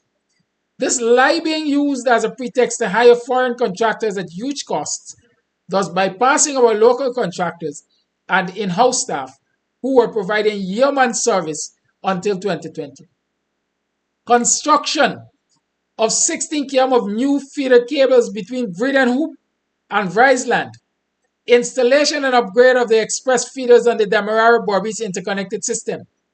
Installation of a new 13.8 kV submarine cable between Vredenhoop and Princess Street to provide redundancy due to the very poorly thought out and installed cable between Vredenhoop and Kingston, a cable that continues to be damaged on a regular basis. Installation of 486 km of new primary distribution lines and upgrade of 272 km of primary distribution lines. Installation of 231 km of new secondary distribution lines and upgrade of 519 km of secondary distribution lines. Replacement of 87,717 service lines. Installation of 502 new transformers and replacement of 2,292 defective transformers. During the 5-year period, GPL also gave back to the communities.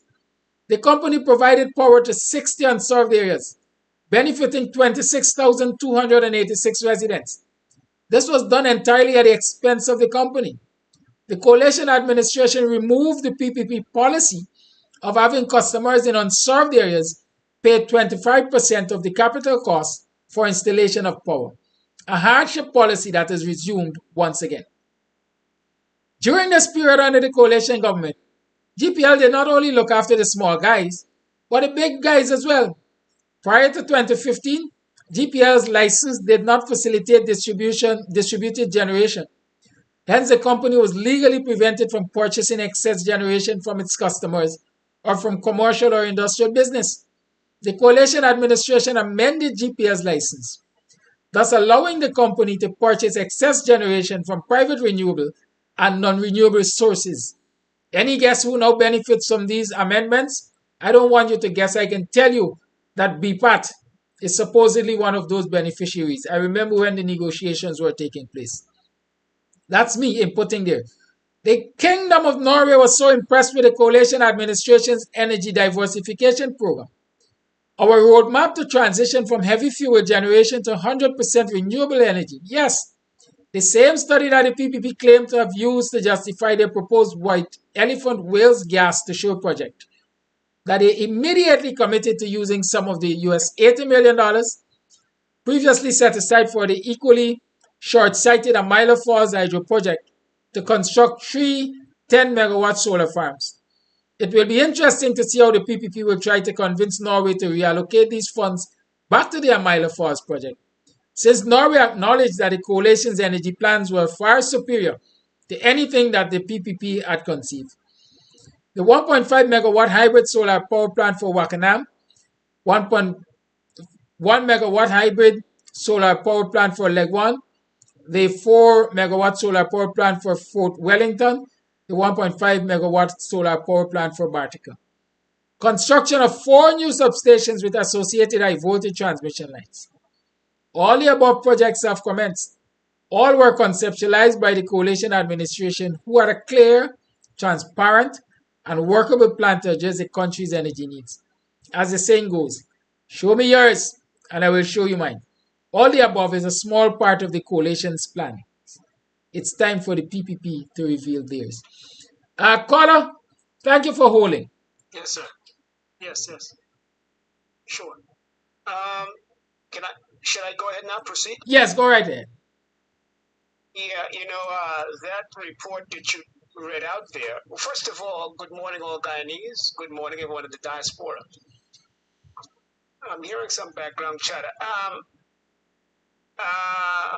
That report in itself is a comprehensive report and shows how the PPP deliberately kept Guyanese in the dark. They had 23 years to improve that. Keep in mind that President Forbes Burnham was under sanctions from the World Banks. When Desmond Hoyt came in, he removed all the sanctions. And so Chetty Jagan had to benefit that advantage of importing all of these things and did nothing. So all of that, the onus was on the PPP to do in a more conducive environment what Forbes Burnham as president could not have done under communism, socialism, the Cold War. Chetty had all the advantages and did nothing. So did Jack Deal. Then to prove it double of how poor management under the PPP, they had the Skelton estate, which claimed that they were going to sell electricity to Suriname. None of that happens. Skelton estate breaks down twice a year, and they have to resort back to the old 100-year-old factory to grind sugar. This madness. I mean, worse than a cake shop. Mad, $200 million US. So, I mean, anyone who says the PPP could manage, I mean, got to be crazy. Look at what they do with sugar. That is my main point. But that report that you read just now cannot just be overlooked simply because I want to speak about my point this morning. It's a key matter. The oldest argument in Guyana, other than slavery and reparations, is blackouts in Harpanjat. Those are the old issues. Blackout is as old as Harpanjat. Two terrible problems. One the PPP started, and one the PPP had a chance to fix and didn't fix.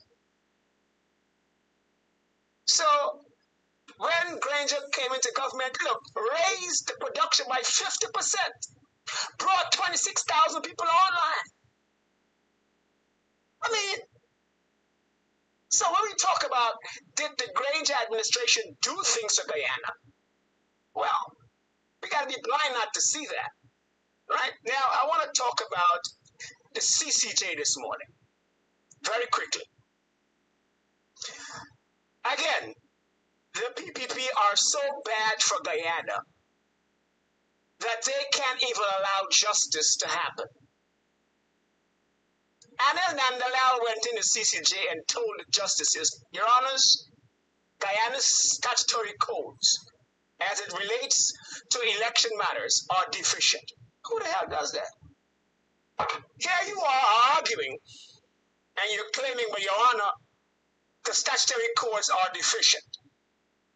So basically what Anil is saying, that yes, the courts are deficient, and I am here as Attorney General installed, furthering that deficiency by stopping the election petitions from being heard.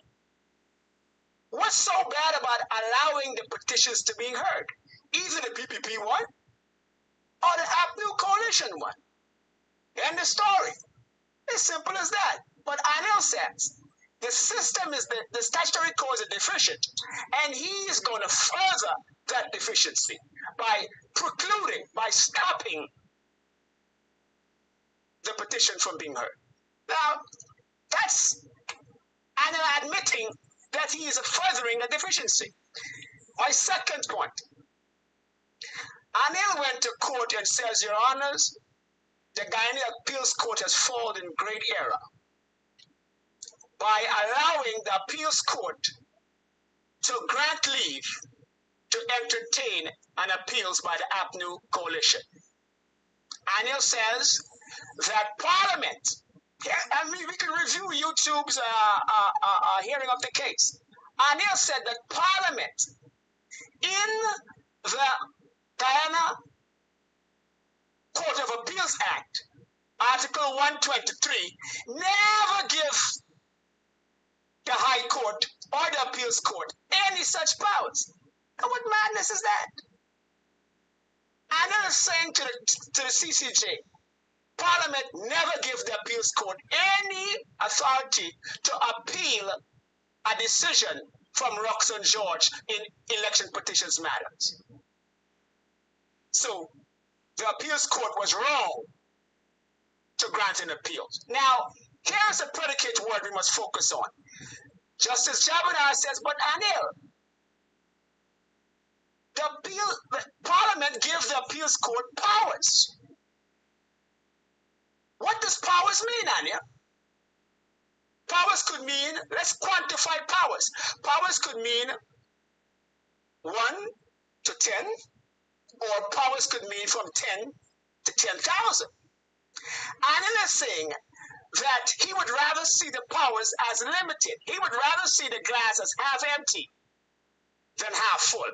So the justice say, look, Anil, you can't quantify powers. Parliament never said there is a limit to the powers. Parliament says in that same act, Article 163A, that any case or matter, any is the predicate word, any case or matter, any cause or matter is a matter for appeals. And the people have a right to appeals, particularly dealing with matters dealing with election petitions. So on one hand, the court is saying Parliament gave the court all the powers. Anil is saying he only sees limited powers. Second point I want to make. No, that's your third point, Coffee. Okay. Last point.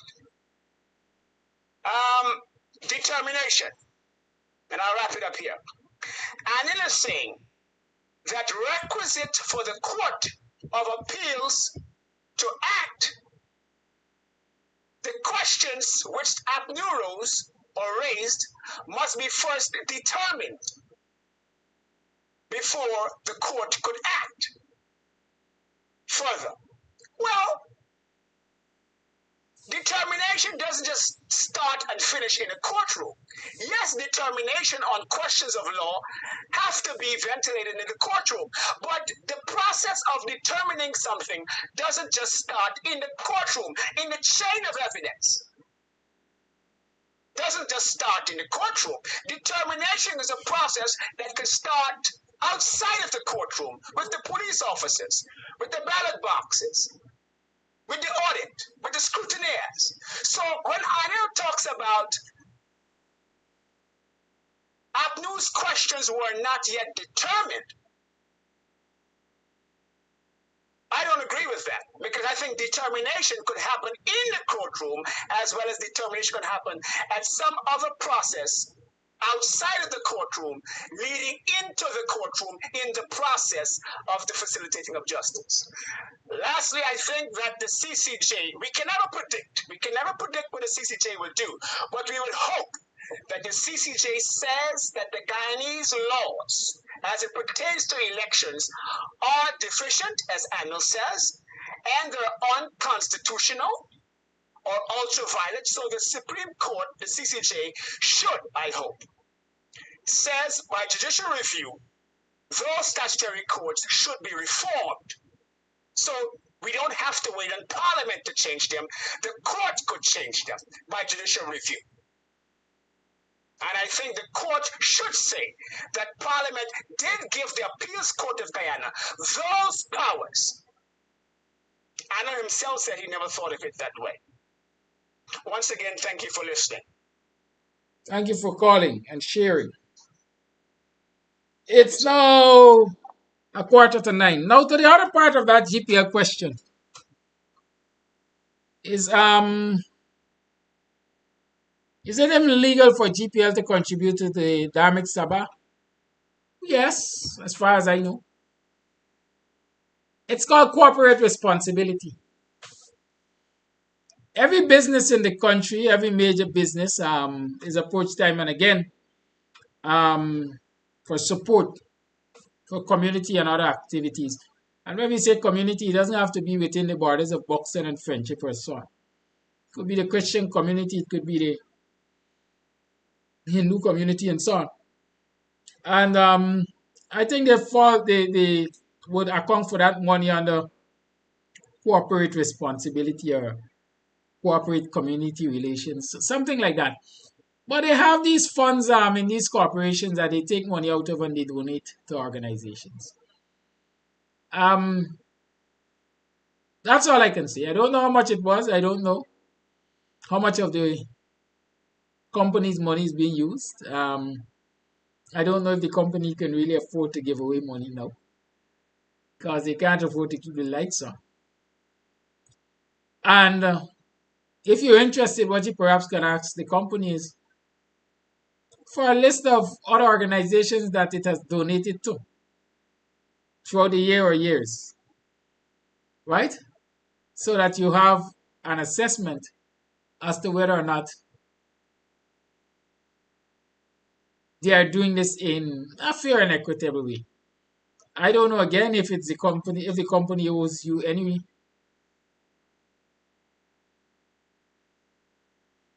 answer to those questions. Because what a lot of people perhaps do not know. GPL is not a government entity. As far as I know, it is semi-autonomous. I might be wrong, but I think it is semi-autonomous. Good. The lines remain open. It's 12 minutes to the 9 o'clock hour. You tune to the BUXTONIAN morning time. And we'll continue to talk with things. Let me look for more voice notes. Yes, thank you for you two gentle persons who sent me the information on GPL. And let me acknowledge them because a lot of time you want to ask, where are these people? Mr. Winston Jordan is there. He is one of the persons who sent the article to me quickly after he said I couldn't find it. And my good friend and neighbor, Annette Ferguson, she's there too. And so both of them sent the article to me. It is actually on David Patterson's page. So if you want to go there, you can go on David Patterson's page and you will see it there. You can read it and share it. And articles like these, we have to share around. We have to share around the whole lot so that people get a clear understanding of what really and truly the coalition was about. I said to somebody not so long ago, we accuse the coalition of not doing much, but it is not that they didn't do much. It is that they were focusing, number one, on quality, so they were taking their time. And number two, they weren't shouting enough, right? They weren't shouting enough for people to know what they're about. So a lot of people had no idea of what their plans were. A lot of people had no idea what was happening.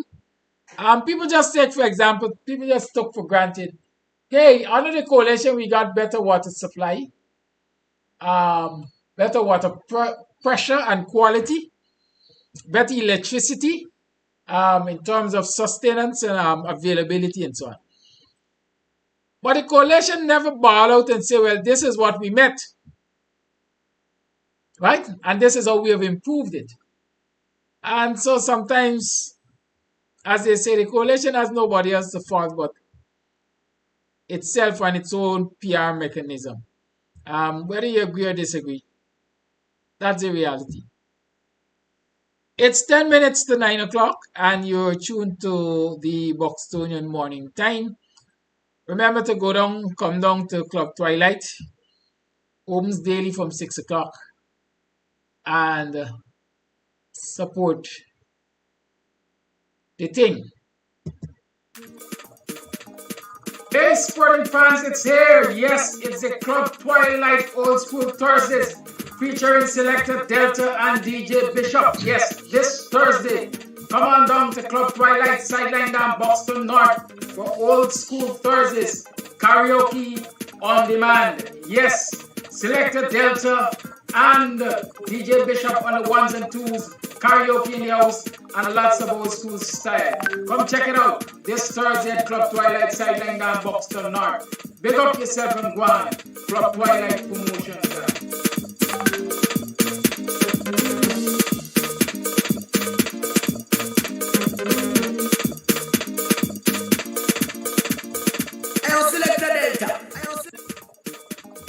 Hey, sporting fans, it's here. Yes, it's the Club Twilight Old School Thursdays, featuring selector Delta and DJ Bishop. Yes, this Thursday, come on down to Club Twilight, sideline Boston North for Old School Thursdays, karaoke on demand. Yes, selector Delta and DJ Bishop on the ones and twos. Call A Live, good morning. Good morning, Kidaki. Good morning to you. And the people in the diaspora. If everybody is saying that the coalition did not call out and say what they're doing, they're not supposed to. They were doing a very damn good job. So the job had to be seen by persons who know when it's a good job. They don't have to come and repeat and say, oh, I'm doing a good job. The PPP has to do that because they know what they're doing and they're piggy banking from the coalition. Thank you. Thank you for your call. Somebody said, action speaks louder than words. But sometimes, despite action speaks louder than words, sometimes some people cannot recognize your actions. Right? It's like, let me show you how action speaking louder than words is not always the comfort you should take. Call A Live, good morning. Morning, Kadaki, and morning, Guyana. Quick couple of questions on the issue you had raised last week in reference to the Guyana Public Service Union with the flyer and its content. Was that ever raised in the press conference yesterday? Well, technically, yes, it was. Did you hear anything in reference to that? Yes, technically it was. They basically have requested a meeting from the management team to discuss preparations for the special general meeting. And if that doesn't materialize, then they're going to be approaching the courts again. Okay, so I mean, when we look at it, how soon is the court going to look at that? Since that meeting or election is supposed to take place next week, Monday. Fair question. I can't answer.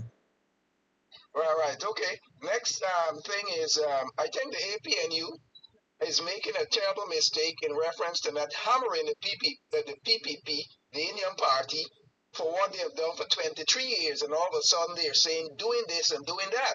So in Mr. Norton press conference, and what they should have been doing all along is actually pointing out what have the PPP did for the past 23 years, which is nothing. So they're not pummeling the racist PPP party for their lack of doing anything, and all of a sudden in 2 years we're hearing what did the coalition didn't do in 5 and they're now doing. So again, messaging is off for the APNU. Now with $1 billion, you ask the question.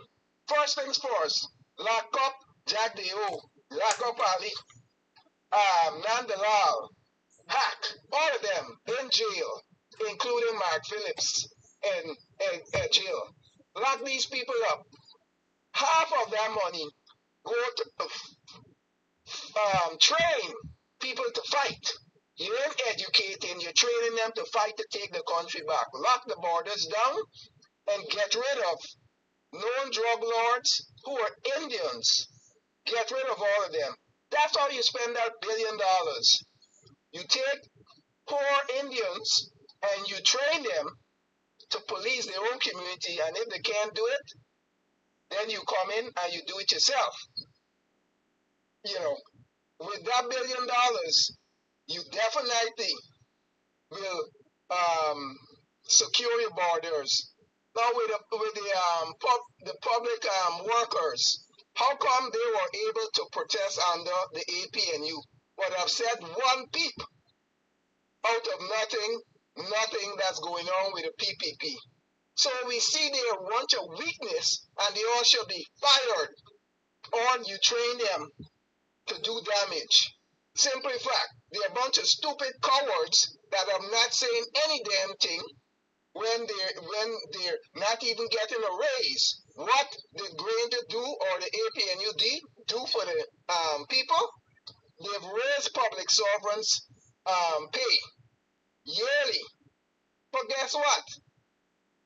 They still were crying out, and they got. So here's it, they got nothing, and they're just silent. They all need licks. So $1 billion, secure borders, throw all these jokers in jail. And believe me, you're going to negotiate with EXXON. You hold them hostage. With $1 billion, you can do a lot. And first thing, as I said, you banish Anil, Jack Dio, and Afrod Ali. And Hack. All of these jokers, Brazenton, Singh, throw them in jail. That's my take. Thank you, caller. Yes, I was saying that people say, action speaks louder than words. But sometimes you have to express yourselves in words for people to get the message. Case in point, you're a parent, you're a father. You go out there and you work diligently every day. Every day you go there and work diligently. And you come home and you put that bread on the table. And your children are satisfied. They eat, they sleep, they live comfortably, they wear comfortably, they go to school, they learn, and so on. And that's what you're doing all the time. Your mother is there, she will prepare for them and so on, and she will sit and chat with them, etc., etc. And at the drop of a hat, you will hear, this man ain't got no love for me. Daddy never tell me he loved me yet. As a child, my father's never said, I love you. My father's never shown love for us. But he has provided for us. Right? And so sometimes you have to express yourself in words so people understand. Fathers go there and they work themselves to stump and they provide for their families out of love. But yet you ask some families and they will tell you this man never expressed love for us. We wonder if this man loves us. It might be a cool example, but I think it's one of the most relatable things I can think of immediately. Actions speak louder than words, people say. But sometimes they're not always interpreted the way words would. And so sometimes you have to go there and sing your praises.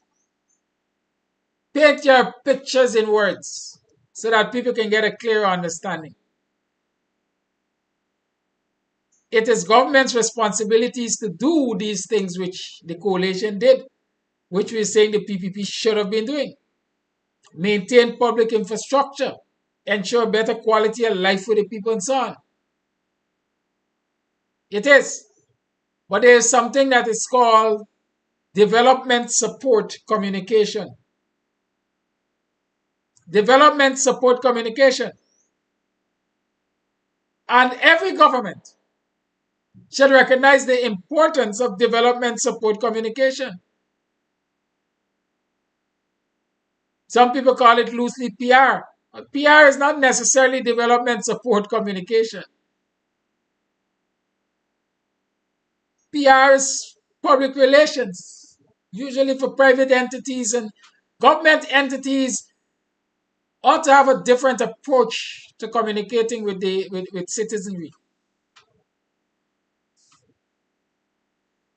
We ain't trying to sell you something. We ain't trying to market something to you. We must try to keep you in the loop of what's happening and help you to recognize your responsibilities. For example, development support communication will highlight what government has been doing in the case of the coalition in terms of upgrading the electricity sector. And at the same time, convince citizens that their responsibilities is to safeguard these upgrades. How do you safeguard these upgrades? If you see somebody stealing electricity, report it. You see somebody vandalizing the system, report it. You know of corruption in the system with managers siphoning off the money and equipment that is supposed to serve the sector, report it. That's development support communication. There's not PR. For example, I marvel. You remember we had installed a set of traffic lights when they were installing traffic lights left, right, and center. Those traffic lights were being powered by solar energy. But very quickly they had to revert. Right? So then his champagne said she knows that I'm talking about what I know. Somebody asked me my profession yesterday. I don't know what my profession is. Maybe I'm a jack of all trades. I do ADT, any damn thing. Nevertheless, those traffic lights were powered with solar power panels and batteries. And very quickly, people started to vandalize the cabinets that house the batteries and steal them. People started to steal the batteries and the solar panels.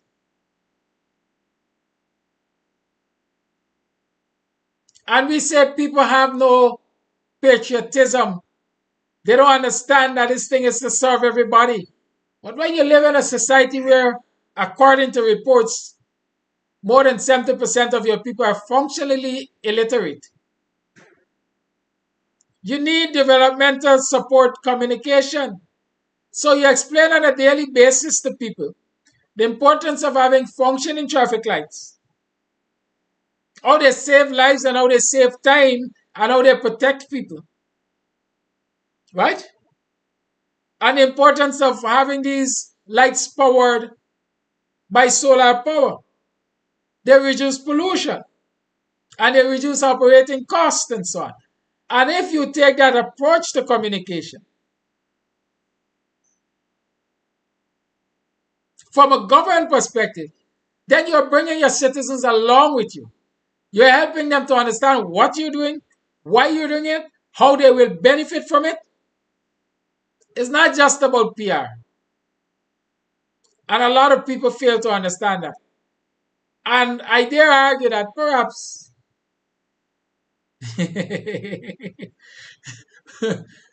perhaps it was one of the failings of the coalition. Right? Even though I believe and I understand the coalition in opposition. The coalition in opposition is not having the best impact it can with its communication. And that is not because it is not attempting to communicate, but more so because it doesn't control the medium or the medium for communication.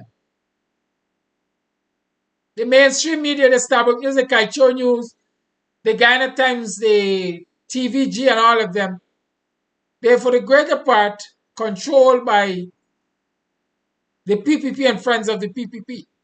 And so they're very selective in what they carry. What is the answer to that? The opposition must find alternative routes of communicating with its citizens, its supporters. And it can't be social media alone. Cannot be social media alone. Because there's just a small percentage of Guyanese, at least those at home, who are on social media. And so they won't get, it's not the most effective tool for reaching the people. What is wrong with the old days of flyer or pamphlets as we used to call them? What is the old days of getting a pamphlet brigade, let's say, moving from village to village on the weekends, distributing pamphlets and having discourses with people? There's a certain viewer on this program, I think he's based in England, Britain, that I some point ago was saying to him, hey, if you can find a reliable printer, laser printer, that can do real hard work, if you can acquire it for me, I would appreciate it. I'm saying that now. Y'all send me a good laser printer. The paper and song will provide for itself eventually. And let's get down to doing a lot of flyer work, a lot of pamphlet work.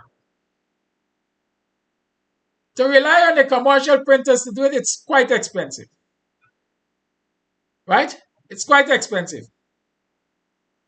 But if I have the resources, like a reliable printer, photocopier, razor printer, whatever you call it, I'm prepared to do the kind of work that is required in terms of pamphleting. A couple of weeks ago, I started asking people to give me flyers for the GCOM protest. There are a lot of other things that we can put on flyers. For example, there's a whole list of things that Patterson pointed out about the electricity sector. How many persons have access to Patterson's page? I didn't see the opposition quickly grab it and reproduce it all over the place. That's how we have to think. Right? PR suggests you use one, well, you got a particular approach. We have to start doing developmental support communication. In government and even out of government. Let people understand what we stand for, what we have done, what we intend to do, and how we plan to get it done to develop this country. It's 7 minutes past the 9 o'clock hour. I can take another call or two before I scoot out of here.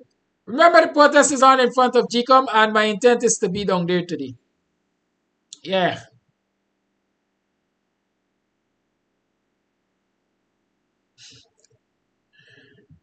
Somebody sent me some breaking news here. They say Guyanese can now travel to the UK without visa for 6 months.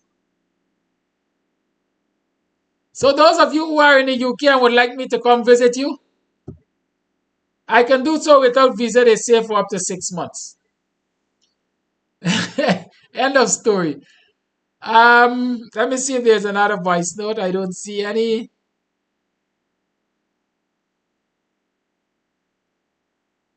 I hope I didn't miss anything that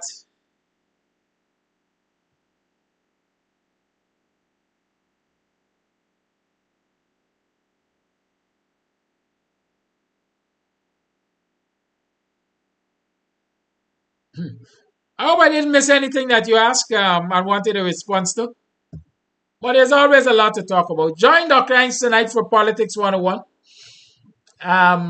Right here on Kams TV, Facebook, or on Politics 101, Facebook, and so on. And for a fact, join me tomorrow morning. I'll be talking with Dr. Hinds on BUXTONIAN Morning Time. It's Wednesday and he's going to be here, so let's talk. I'll have a good day.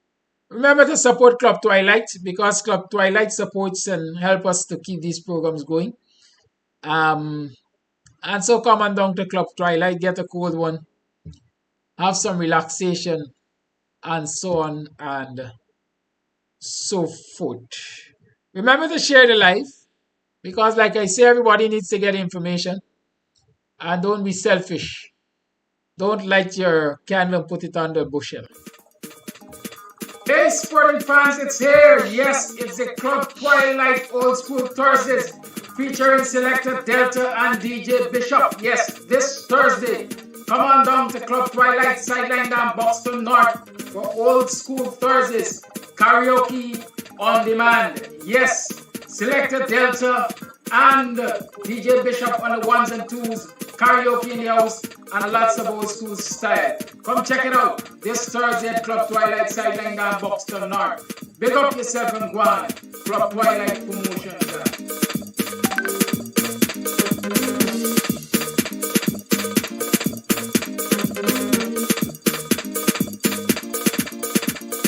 I select the Delta. I select the Delta. All right, just because I see the comment here from somebody,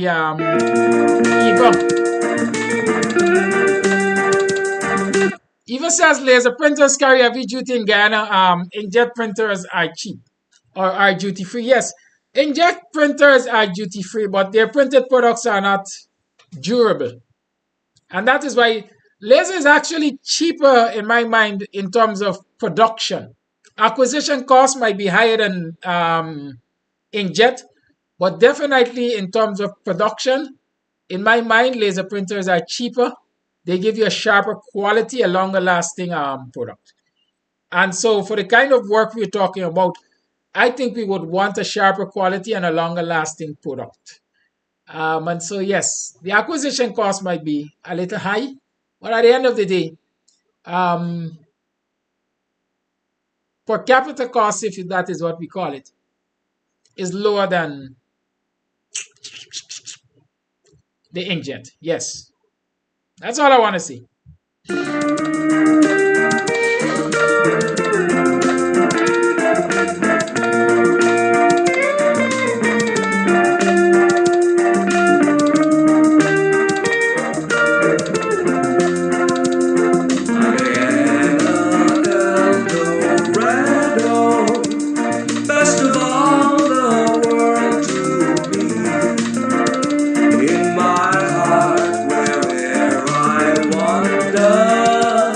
Memories and